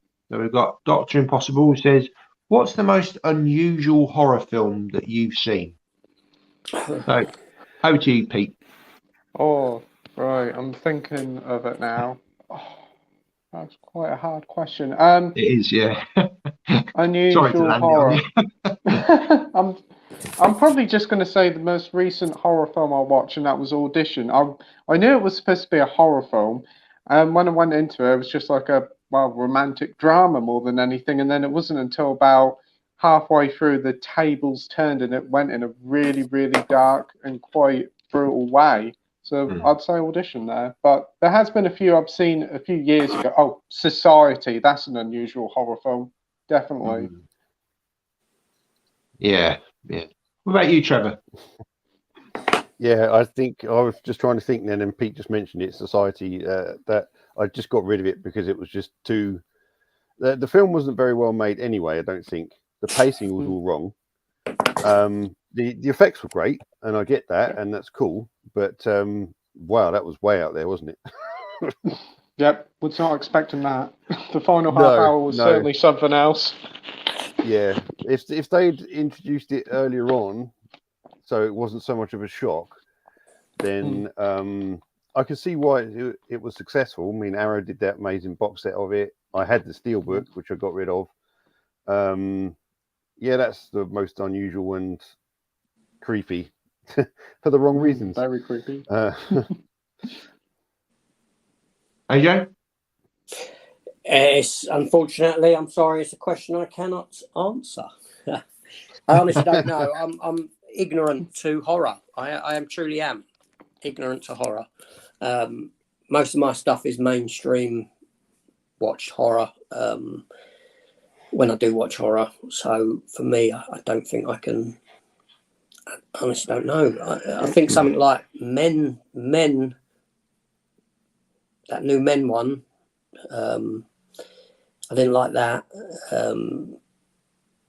for reasons, and the birthing scene at the end when he was. The ending was certainly something. Won't be looking at Rory Kinnear the same way again. Yeah, I know. Rory Kinnear is such a fantastic actor. He really is. He can do comedy, he can do drama, he can do serious. You know what I mean? He can do all this stuff, and I don't know why. Yeah, it just baffles the mind that he signed to this film. I'm watching it and I was thinking, why did you do this? It's the bit where he's a kid. That's what got me. That was probably one of the most scariest things about it. The CGI on his face. That didn't look quite right, did it? That bit? No. But yeah, it just so that was quite. These films make me just come away and I've got a bad taste left in my mouth, and that done that. That was the most recent one that done that to me.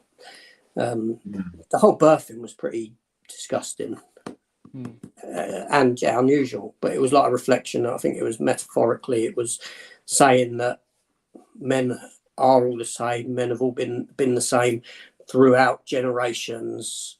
Hence the birthing, a generational, and it was a very sort of hatred of men film.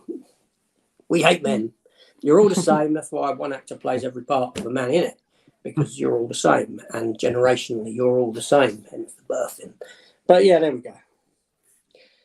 And for me, I'm gonna cheat. I haven't seen it and no desire to see it, but it looks a bit odd. Is the Human Centipede? I don't think I'd want to watch that somehow. That just seems to me a very unusual, sick kind of idea. So no desire to watch. There's 2 or 3 films, aren't there? No desire to watch it, but I suppose it's not too bad if you're first in line. Yeah, yeah. The ones that come after. Yeah, I don't think no. Just moving on. That's a sick. Yeah, I can imagine that's very odd. Danny says also the new master against the old master. What's your thoughts? Anyone want to say anything about that? I can't think of it. Well, we did sort of get old master against new master in Capaldi's. Yes, we did. Didn't we? With John Sim and Missy. That was quite cool. Yeah, and so we have had that in a sense. Yeah, master and master, same as I suppose you get the same thing, same sort of.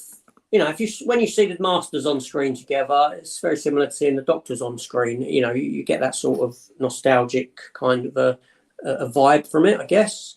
I wouldn't mind seeing all the masters, Missy, John Sim, this fella. Yeah, he was really good, wasn't he? All appearing again, yeah.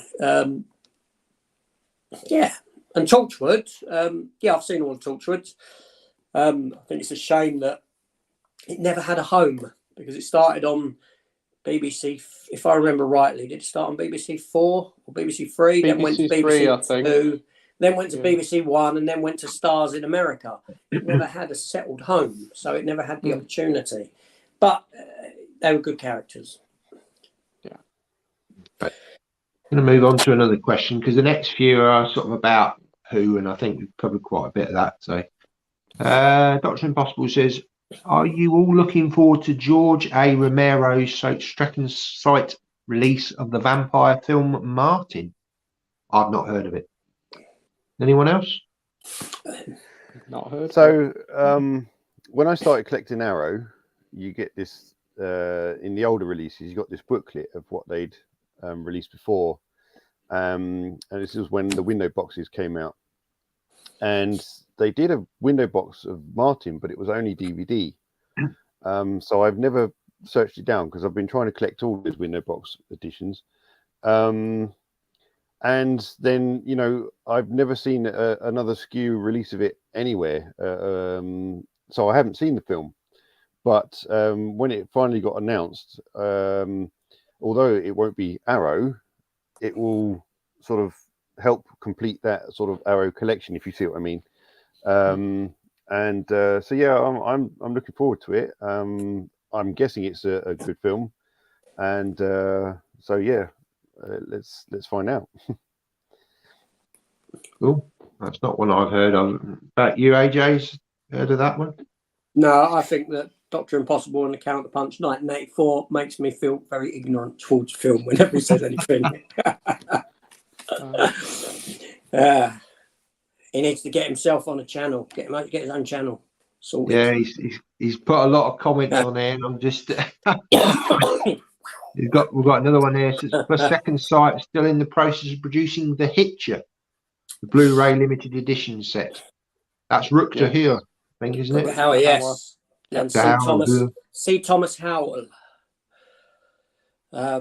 C. Thomas Howell once done a film called Kid. And I loved it. I've got it on DVD from Germany, and it's a film where he's like he comes into town. It's like almost Western but modern day set, and he comes into this little American town to get justice on his sort of hippie parents that were murdered by the townsfolk years before when he was a little kid. And it's quite a cheap film. I think it was released originally by Entertainment in Video, if you remember that brand. Yeah. And I think they're still produced, don't they? I think so. And he was great. I loved it. And The Hitcher's a great film. I do like The Hitcher, so I will be jumping on that one in the first 4 minutes. Cool. Just going to jump a few comments here because we've got a few other people coming in. So we've got Ian says, remember Blake Seven had a very strong female character? Yeah. Servalan. Yeah. Remember Blake Seven? Yes. Do you remember that, Trevor? Blake Seven? Did you watch that series? No. What era was that? That would have been the 70s. Well, I was born in 76, so no. So was I. It's no excuse. Late 70s, early 80s. Yeah, it's good. Very good sci-fi show. Yeah. Ran for what, 2 or 3 seasons. I was all about the A-Team and Dukes of Hazzard, so. Yeah. Oh yeah, Jake. Glynis Barber starred in some of Blake Seven, didn't she? She did, yeah. I did have a crush on her when she was Dempsey Makepeace era. Yeah, but you did have some strong female leads in that as well. He did. Strong female characters, absolutely. Well, Daisy Duke was a very strong female in the Dukes of Hazzard. She was indeed. Yeah. You've got Koriyashi Ichi. Hello, I hope I've pronounced that right. Hey, Coro. Danny says, remember Bionic Woman? Yeah. Which one? Lindsay Wagner. I can remember the remake with her from EastEnders. She was also in Doctor Who, weren't she? The one where they're on the bus. Yeah. I quite liked her. Yeah, that was 2008. That remake got cancelled because of the writer's strike. It fell foul of that at the time. I think I only done 8 episodes of it. They never even gave it a chance. It didn't get cancelled because of bad. They just didn't even give it an opportunity. That's a shame. And I did actually pick up the other week, well, a couple of months ago, the Bionic Woman, Steve Austin crossover film that they'd done that I didn't know nothing about, and it had Sandra Bullock in it. Sandra Bullock stars in it as sort of like a young version or a newer Bionic Woman. But yeah, the original, that was from that. But we really need, I suppose, Network are doing a lot of it for the British stuff, but we really need these labels to bring out these old series and films unfettered, so that we can keep this history as we've been talking about. As Major's basically saying, filmmakers these days are trying to wash over the world's history and confuse everyone with, well, hang on, but they did have people like that. No, they didn't. They've just put that in there to cater for today's society. And it's really sad that, make more modern films then. Make more films and make them politically correct and this, that, and the other. If you're going to make a film that even delves into the past, like you said, that Quantum Leap episode, goes into the past, and suddenly it's all, someone's messed up the puzzle a bit, and you can't do that. If you're going to go into the past, you have to stick with what the past was, and people have to learn and understand and go, well, hang on, that's not right. So, well, that's just the way things were. And that was exactly my fear of Quantum Leap. And I said it because I do review it weekly, and I said in my first review that I'm concerned about how the program will handle leaping into older time eras because of the society that we live in today and how we perceive things and things must be, that it will veer away from being truthful to the era. And now I know that the original Quantum Leap had no issue with going into stories of race, bigotry and all that. And they're important stories to tell. They're important stories to tell. You shouldn't shy away from telling them. But the minute that you give a revisionist, did those, the original series really did those episodes really well, and they're almost shooting themselves in the foot by they're almost, I've got people defending it. I've got people in my comments defending that these towns existed. Actually, no, they didn't. What? Even if they did, the fact that you're setting it in it is because you're shying away. I mean, what would it have hurt of having this? You jump back to a Western town and it's all white folk in the positions that they're in, with a few Asian people, because you did have a lot of Asian people in sort of Western era, in the towns and that sort of thing. Yeah, right. What harm would that have done the show, considering that the modern day aspect of it, and that is 50% of the episodes now in a modern day story, that's catered for with, you've got, like I said, Ernie Hudson as the lead of the Quantum Leap project. You've got a character there of whatever sex they pertain to be, I don't know. Do you know what I mean? It's catered for. So where's the harm in going back and saying, well, on reflection, this is how it was back then compared to this is how it is now. Yes. As opposed to going back then and saying everything was hunky-dory. We got a town full of, you know, people from different races, and they're all hunky-dory, happy living together. Like race discrimination didn't ever actually exist.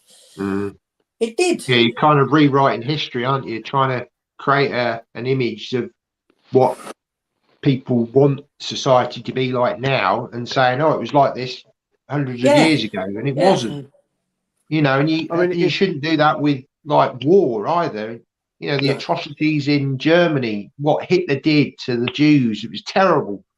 But we should never, ever forget what happened, because if you say, oh, no, you know, it was all wonderful, you know, all this sort of stuff never happened. Yeah. Who are we? You know, you're just changing society. And as Trev was saying about putting these shows to physical media to keep that sort of history, totally agree, because it can't be touched. It can't be, you know, you've got Thingy coming out soon, haven't you? The young ones on Blu-ray, right? And I am very intrigued to see whether that has any edits to it. Because I did say in a chat, I think it was a live chat, I've done my solo one, there's that one scene that sticks in my mind where the geezer is ringing the doorbell and he's got a black glove on. And then another geezer, he's a white bloke with a black glove, ringing the doorbell. Another white bloke approaches him and saying to him, he goes to him something like, "Yeah, mate, what are you doing? That's white man's electricity you're burning there." And he's wearing sunglasses, you know. And when when the camera pans up and it's a white man with a black glove on, I think the geezer turns around and goes, "Oh, sorry, John, I thought you was a N-word," right? I think that's how the scene plays out, and I'm really curious as to whether that stuff has been allowed to stay in. You know, all they got to do is put a disclaimer up and say, be warned as to what you're about to watch. Yeah. I mean, you know, they normally do on BBC iPlayer. Topic. Yeah, but slightly off topic. So I got this playlist on Spotify, and I put the Notorious B.I.G. album in from 1994, and every time a song comes on, literally half the song is bleeped. Really? Because it's the censored version. Yeah, it's impossible to listen to. I need to remove it out of the list because it starts and I'm enjoying the song, and then suddenly it's like, and I'm not listening to anything. How the hell can you put that on a streaming service and expect people to listen to it? But yeah, a lot of the other stuff I listen to is censored, thankfully. So you know, but it's. They need to come out uncensored, unchanged as they were. You know, it really started with Tom and Jerry, and all the stuff that they did with that.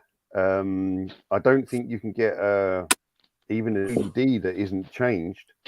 I think it's all sort of confined to the old VHSs, which is really sad. You know, it's not like I want to sit there and gloat at what things were like. I don't. But it can take what they were portraying out of context, and it's just not as funny. You know, unfortunately, you know, we laugh at them laughing at us, and we're totally all right with that. You know, so black societies, Asian societies, and when they take the mickey out of us, go for it. But yeah, it's getting silly, and it sounds like it's getting worse. But the thing is, it's not the people of race that have issue with it. No, they ain't got issues with it, right? Because they'll look at some of this stuff and they will laugh at it, right? It's do good in white folk that think they're doing. Do you know what I mean? They're the ones. We're standing up for them, and they're like, a lot of them are like, don't bother us. Do you know what I mean? It's like we're trying to sort of wash under the carpet what we were used to be like. It's like, okay, we're not like that anymore. We know that. So I know obviously some are and they're horrible people, but you're always going to get that in society no matter what. Totally. Anyway. Yeah. Unfortunately, I think it's all sections of society. There's always groups within every race, colour, creed that have got these agendas, you know, and they're trying to drive them. But for the majority of people, it's not a big deal, you know, because most people are sensible about this stuff, and they realise, you know, yeah, a joke to a point, and then obviously if it's taken too far, it's like, no, you know, it's getting a bit silly now. But unfortunately, there's certain sections of society that feel that nobody can have a laugh about anything anymore. You know, you don't want to offend anybody, you know, in any race, colour, creed, whatever, you know. Yeah. So it's almost like, yeah, go on. Yeah, sorry, comedians can't do accents anymore. No, I know. And, you know, so much of comedy has been that, and the ability for us to change our voices. Okay, so you'll get white comedians do Scottish and Welsh accents, and that's fine. But you know, you can't do an Indian accent or Chinese or whatever. But there was another point I was going to make, but don't worry, it will come back to me. Yeah. It's right. Let's see what else we've got on here. So Danny says, "What's your thoughts on spin-off shows and TV shows which haven't got a Blu-ray release, let alone a 4K?" We just sort of covered that, didn't we? Have we? Well, Okay. yeah, in the last conversation about saying, you know, this stuff some of this stuff should be released. Yeah, I suppose, yeah, That's true. Very much covered. Yeah, Danny makes a very good point here, actually. Look, never forget your past, but we learn from it and we make a better future. Absolutely. Absolutely. That's what I was going to say, if you don't mind. So you may have seen my video on my World War II camera that I got. Whilst on holiday, I also brought something else. Now, it's a propaganda card, and it has a Stuka on it. And as a what on it? Sorry, you cut there. A Stuka bomber. Yeah. And it's a postcard, and you know, it's from the Third Reich, and someone sent it to someone, and it's all got German handwriting on it and everything. Now, the stamp is most of the reason why I picked it up, because of who it has on it. Now, you can tell I'm a little bit apprehensive about mentioning. I shouldn't be, because it's the past. And so Hitler is the stamp. It's the Third Reich stamp. There's no swastika on it. But it does feel a little bit strange to have that in my possession. And Dan's Man Cave, Dan, he commented on the video, and he says that he's got some stuff. And the way he was wording his comment was he was afraid to mention he's got certain things. Now, I've looked at stuff with swastikas on, and I've been tempted, and I'm like, it's kind of wrong, but actually it's just buying a part of history. I'm interested in it. Yeah. Shouldn't be afraid of it. And I'm trying to tell myself this, don't be afraid of it, you know. So I'm a victim of my own thoughts. Yeah, but you're not supporting or No. using it in any sort of way. I mean, I'd be as intrigued at that piece of history as what you are. To get a stamp like that on something, on a propaganda Would you card. like to see it? Yeah, of course I would. I'll go and get it. All right, cool. And the other thing, AJ, is the Punisher skull. That's become a different symbol now, hasn't it? It has, yeah. It's been utilised under, you know, hate groups are using it, military are using it, police are using it in the States, and it's become something that it's not. That's a fictional thing. I mean, as for like things with swastikas, I do have a German Iron Cross, which is a very common medal from Germany. And I was a young lad, and I was collecting medals at the time, and there was a shop that I went into, and they had that there at a decent price, and I bought it. That's got a little swastika sort of emblem in the middle of it. When you think about it, the Indiana Jones films, they show that, don't they? So, Yeah. you know, they're one of the most popular franchises ever. I have no problem watching anything. I'm like a huge World War II enthusiast, and I have barely put anything World War II on my channel at the moment. I'm kind of saving it, but Well, so that's the postcard, yeah, and it's a song. It's all in German. yeah. Sing it But for us. Yeah, see, that's, you know, that's a piece of history in your hand there. Absolutely. It is, shouldn't be and it was forgotten sent- about. It shouldn't. no, it you was know. sent during the war. That's a 1942 stamp, I think. And you know, so that's a genuine World War II article. Yeah, then that's I'd love to know what it says. Google But Translate. yeah, it feels a bit strange to have it. Yeah, I wouldn't. You know, I wouldn't go that far. I can understand, but you got to remember, you're not preaching No, what they not preached at all. or anything like that. You've got a bit of history in your hand there, a bit of history that you like, an era of history. I'm big into World War II and World War One and that. I mean, that was how it was seen in the cabinet. It was right up against the side of the cabinet, so I didn't know what was on the other side until I took it out. Until she got it out the cabinet for me. It was in an antique shop, and then I was like, okay, I definitely have to buy this now. Absolutely, but I'm not going to go and collect them, because you can buy them still in their original untorn things on eBay. Okay. Yeah. So. No, that's you know, it's, like I said, you're not preaching it. You're not buying it because, you know, you got a shaved head and you got a swastika tattooed to the back of your head or something like that. No. It's well, look, thankfully we're all here because he's not. Yeah, absolutely. And although their plan pretty much did come to fruition, though, didn't it? When you look at it, with the EU and Europe, Germany running everything. German being taught in the schools now as a primary language. They got there in the end.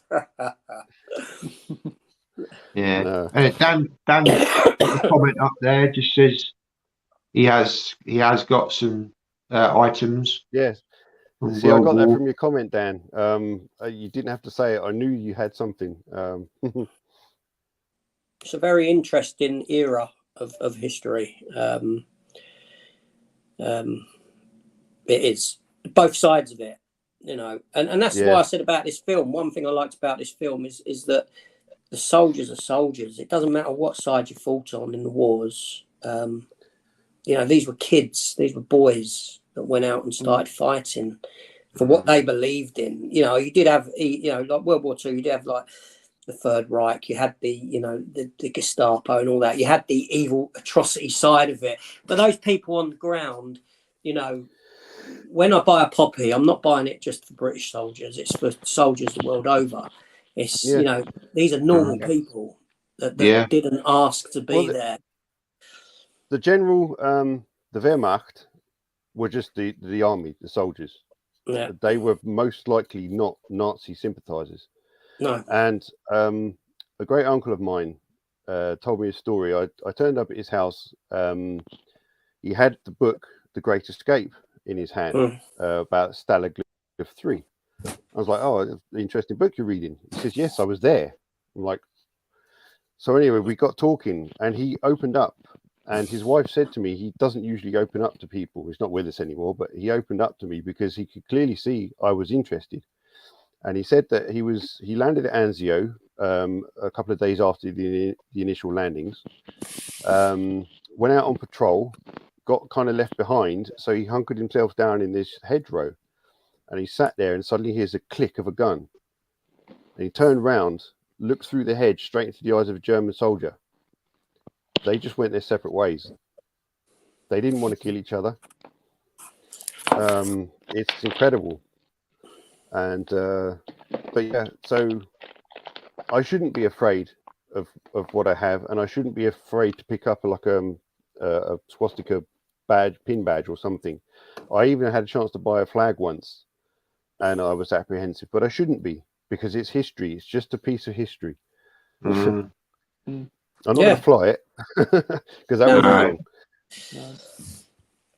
No harm in keeping history alive. It should be kept alive, totally. Absolutely, yeah. How deep is this conversation going, eh? You think about, like, you know, the Ukraine at the war at the moment. I mean, a lot of those Russian soldiers are being signed up. They don't want to go to war. You know, they don't want to go over there. They just want, like, you know, they're happy with life. Unfortunately, you've got Putin in charge and his cronies trying to recreate the Soviet Union. You know, and modern Russian young people now, they don't want that. They want to live in a democracy.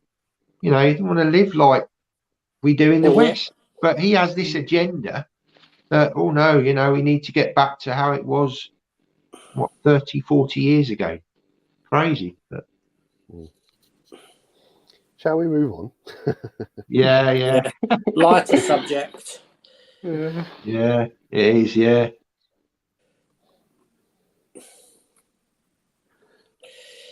There you go. He's watched that film as well. Yeah, I was saying earlier, Dan, about it. When we was asked what our favourite film of the year would be, I put this as number one for its everything about it, everything. Yeah, I definitely want to watch it. I need to be in the mood, but like you said, there's not much subtitles, so I should be all right watching it. Yeah. Well, it's certainly gone, very war-centric, haven't we, on this stream. But like I say, it's getting to that time of year now where certainly with a lot of remembrance and that. But we've got about 4 minutes left, so apologise to sort of anyone we don't read the comments out. But what's Dan saying? I'm still in pain. To subscribe to Netflix. Okay. Yeah. That's what that All Quiet on the Western Front's on, isn't it? Netflix? Yeah. Do you have Netflix, Pete? No, but I'll have to resubscribe to Netflix. Is that your one for this year? No, it's from a few years ago, actually, but it's such a brilliant, poignant pin badge.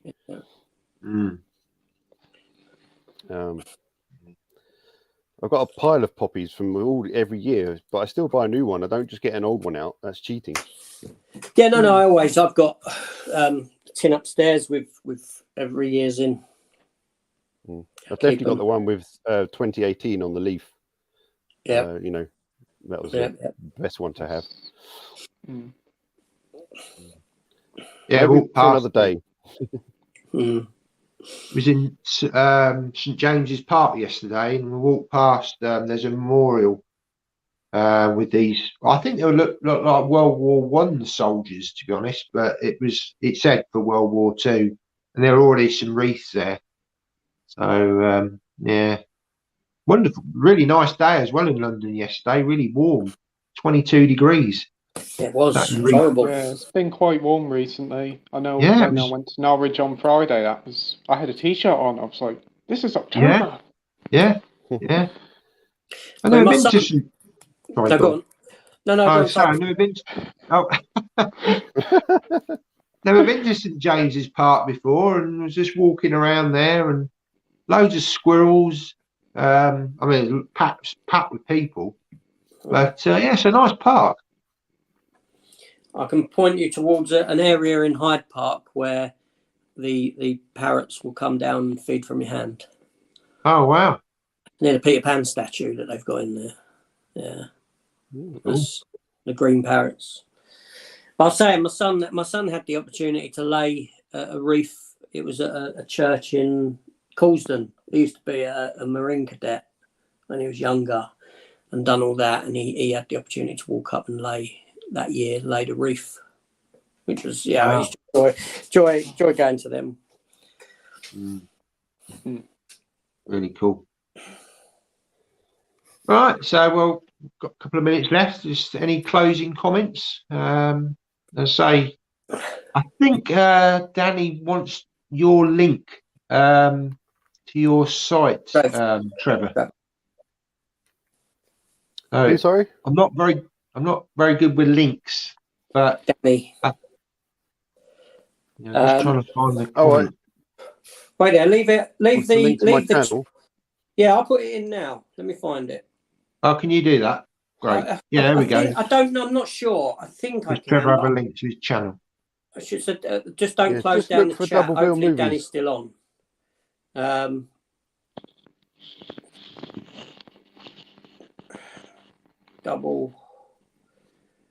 Double Bill. There we go. Oh, Trev, this is your one, isn't it? Have you? I think it is. Yeah. Yeah. No, this is yours. I don't Where know. am I I? can't see me. Yeah, that. Double That's Bill your- Movies. Yeah, that's it. Yeah. That's the one. Yeah, All right. Let me all my just arrow window boxes. copy. I'll put Pete's up as well. If everyone should have Pete's. Shouldn't Yeah. they? All right. Yeah. Let's say if you're not subscribed to Pete Playtendo Guy's channel, please go and subscribe to him. Fantastic channel. Does live Right. streams every week. See, I should have done this. I should do this early on. Didn't think of it. Yeah. And let me also, just- also Trevor at Double Bill Movies. Please go and subscribe to him as well. He's got a great channel. Yeah, loads of content on there to spend hours having a look at. And obviously AJ as well. Subscribe to his channel if you don't already, and some wonderful content on there as well. Oh, and he's putting some links in there as well for people. So you can go and find these channels. Right. Matt, I loved well, your video on the paranormal stuff, and you put the video interference throughout your video. I thought it was very well done. oh, thanks. Yeah. It was brilliant. Yeah, I I was like, oh, had a nice. little- had a little go at experimenting, on these editing tools No, or you whatever. But yeah. Oh, Yeah, thanks. you did that really well. That did really good. Well done. Oh, thank you. Yeah. Well, I've come to the end of that series now, so yeah. But what's next for you then? for me, What's everyone got looking forward to? Well, Yeah. have we done that? no, we I've haven't just put- actually. Yeah. Have we got anything coming up on the channel, Pete? More live streams, probably got some pickup videos, and also going to do some more video game reviews. Cool. I'm Trevor? still trying to find my Pinewood Pass. I could start my Pinewood Tour videos, but I just wouldn't feel right without my pass around my neck. I want to try and make it a bit of an experience, rather than just like sat here with a Slayer t-shirt on something and saying blah blah blah. And I can't find it, so I'm really annoyed because I know people are waiting for me to start it, and at the moment being patient. But I can imagine at some point they'll be like, well, so if I can find my pass and I can get those videos up and running, that's what I'm looking forward to doing. And yeah, just obviously more stuff with Bumper and our video nasties and stuff. Cool. Well, Hey, Jay, got anything coming up? no, nothing. Shutting down. I'm already done into next year. Yeah. Oh, seriously, I've got look. I'll show you now. You'll have your pickup video tonight, won't you? Weekly Yes. pickups. Yeah. Yeah, which ain't a great. Well, there's a few bits, but nothing overly brand new this week. Where's mine? I'll show you. I'll show you where I'm at. Right, seriously. So at the moment, I don't know if you can see that. Where are we at? And there you go. Where's the camera? Don't know if you can see the dates on that. 22nd of July there. Bloody hell. Wow. You're well prepared. 27th of May, going into Organised. every second weekend I've got done, which is good actually because I'm going to be moving room. I'm glad that I've done that now because and getting it done now because it would be a nightmare if I was halfway through and then moving room and moving everything about. I wouldn't know where I was coming or going. But I just sat down and I had some free days and I just went, that's it, getting this all out of the way, doing it. See, I keep saying that I'm not going to do haul videos. Yeah, Yeah. I understand why people do them because you buy a load of stuff and you get excited and you want to share it. I don't sort of refrain completely from doing it, but I try and space them out. And then I have to remember to do other videos. But yeah, so doing that like that, AJ, and being so far ahead, do you not miss the excitement? I suppose because you're capturing it as and then, and you just put the video out later. You don't lose that excitement, do you? Well, how do you mean? This is because these are not, when you say a haul video, these are Pickups, collection videos. Yeah, and it's nice to have them. It's the way I see it is that they're sort of like placeholders. They kind of ensure my longevity because I know that. So these are videos on your collection. Yes, these are like where I'm doing my A to Zs every second. Yeah. When I started my A to Zs at the beginning of this year, sorry, Matt, I know we're going over a little bit. When I started my A to Zs at the beginning of this year, I knew that if I'd spaced them every 2 weeks, I've got a year's worth of content there. Carry me for another year. And then I just work around it. And then after that, I've gone into, because that was just film, I've now gone into DVD of TV and Blu-ray. And I've got a lot. And I'm just doing them one shelf at a time. So literally they're like a shelf's worth each time. And that's taken me into June or July. And then I'm starting on like a bookshelf series, which is looking at, because I've got a lot of making of books and a lot of graphic novels. So I'm sort of going that way as well. And then when that's done, I'll probably step into my comic boxes. And it's more of and I appreciate not many people on the channel are into comics. But for me, it's a way of, it's more for me in the sense that it's a way of me documenting everything that I've got and what box they're in. So I can go to a specific video and say box 1, so I know what's in it. Because I don't know, these boxes ain't been opened for years. And they're all over the show. So there won't be because I've moved several times. So everything just gets muddled up. And it's a way of doing that. But it's nice having that. Sorry, go on. I try not to plan too far ahead because sometimes when it's like, right, I need to do a video and then my mood changes and I'm stuck. I can't do nothing. Yeah. So my last 3 videos were done in the same day. Yeah. And I just changed a few things around and I was glad to find that you can schedule a video like you've obviously done. So that's made things a lot easier. So when I do get the time, I finish work at 3 on Fridays, so I can come home and do some before my wife comes home. If I'm not too tired, but if I'm tired, I'm not going to force a video out. I just refuse to. So that might be when I do a haul one, because it's easier to talk about something that's in your hand rather than something that's planned. Yeah. So I kind of have to go by my own schedule. Yeah. I mean, it's a big ask. It's a big commitment. Like even the A to Zs that I'd done, I found it to be, and I was dreading them when I come to do them. And I was so glad that when I got past T, because I knew that everything after T is just going to be minuscule. Do you know what I mean?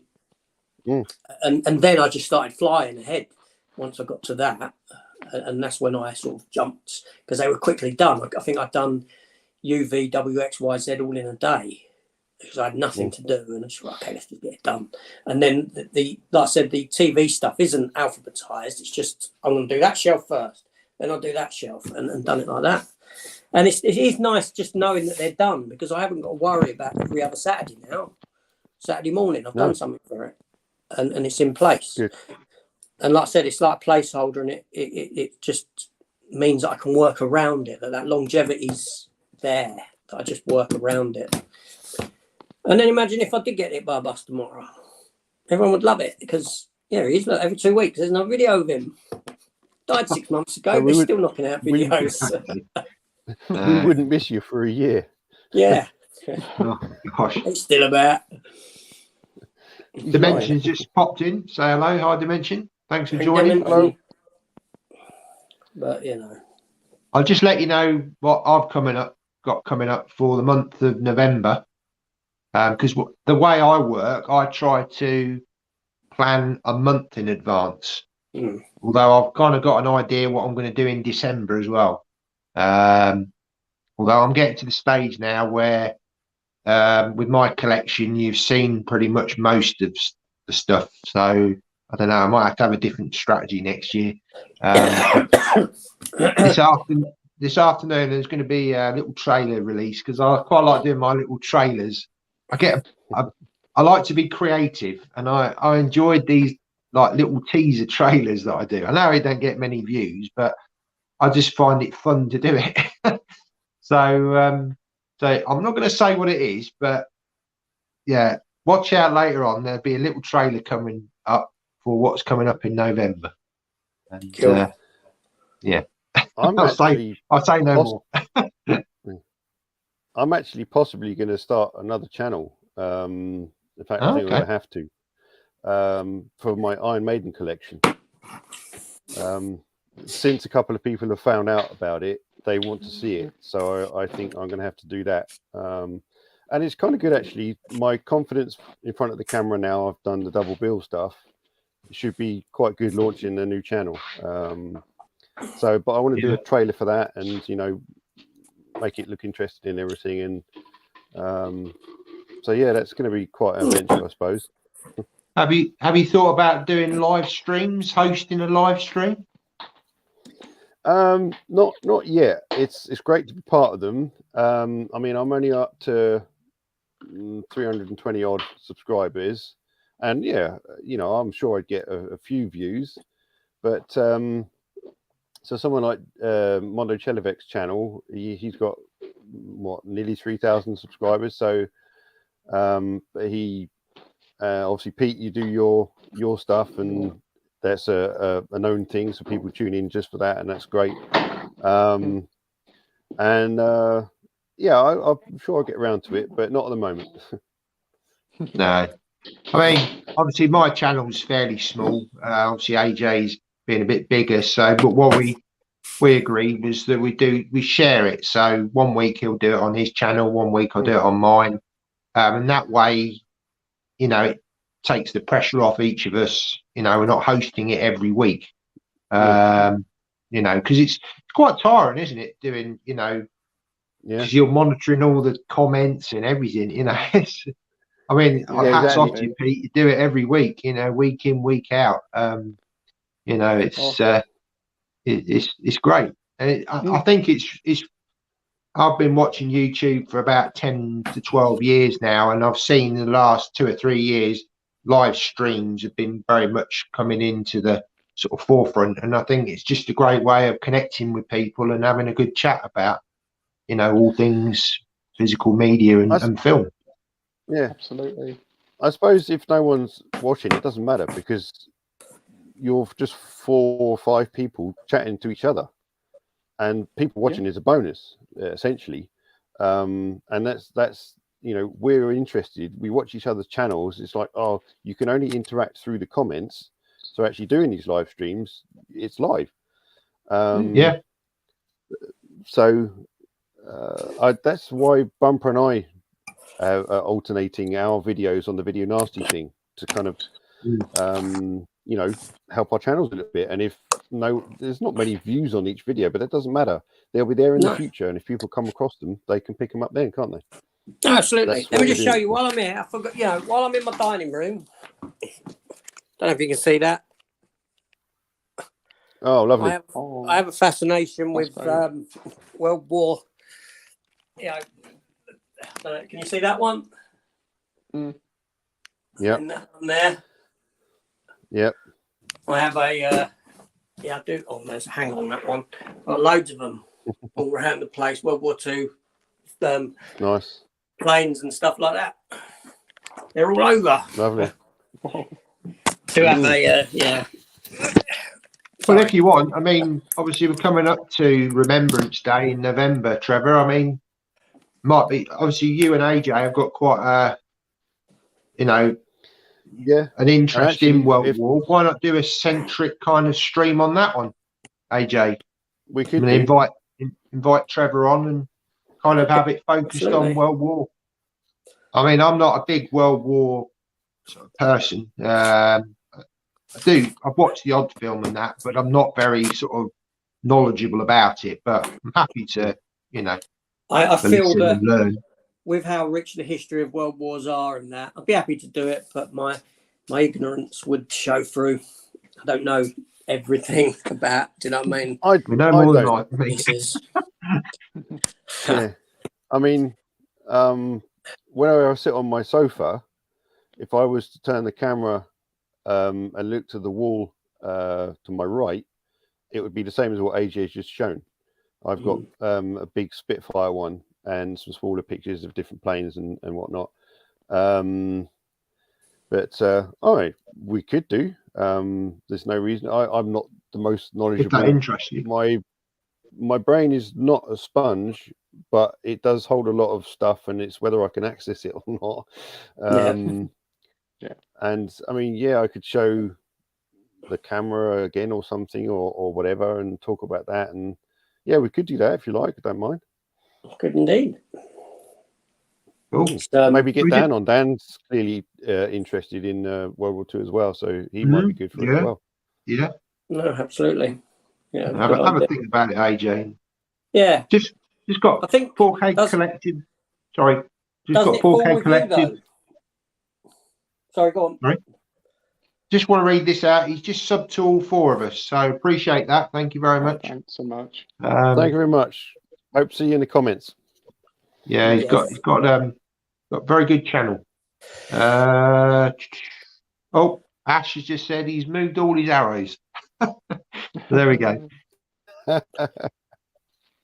Right, Good well, man. I mean, we've gone over 15 minutes now, so I think we'll call it a day now. So thanks ever so much for everyone for watching. Really appreciate coming on, Pete. Thanks ever so Thanks much. for inviting me. It's been a lot of Thank fun. Thank you, Trevor, for coming on the stream. And thank you to Thank you. Alan. I was gutted I missed last week's. Yeah, but it's great to have you on this week. And It is. many thanks to Alan from Kermit's Ghost. I know he said his wife's unfortunately had to go into hospital. Hope she gets better soon, Alan. But really do Well, appreciate you coming on today. Fingers crossed. Yeah, and yeah, it was really, really great that you came on, gave us a little bit of your time. No, absolutely. Yeah, and obviously, yeah, thanks to AJ. And next time round, it'll be on AJ's channel. Yeah, you're lucky I wasn't logging on at 2 o'clock today. Yeah, yeah. We usually do it in the afternoon, but it's usually on a Saturday afternoon, isn't it? You know my mind at the moment, Matt. Nah, that's My mind fine. ain't the best at the minute. That's all right. Anyway, There we thanks go. ever so much, and Thank see you all you. next time. Thank See you. ya. Take care. Bye. Bye-bye. Bye.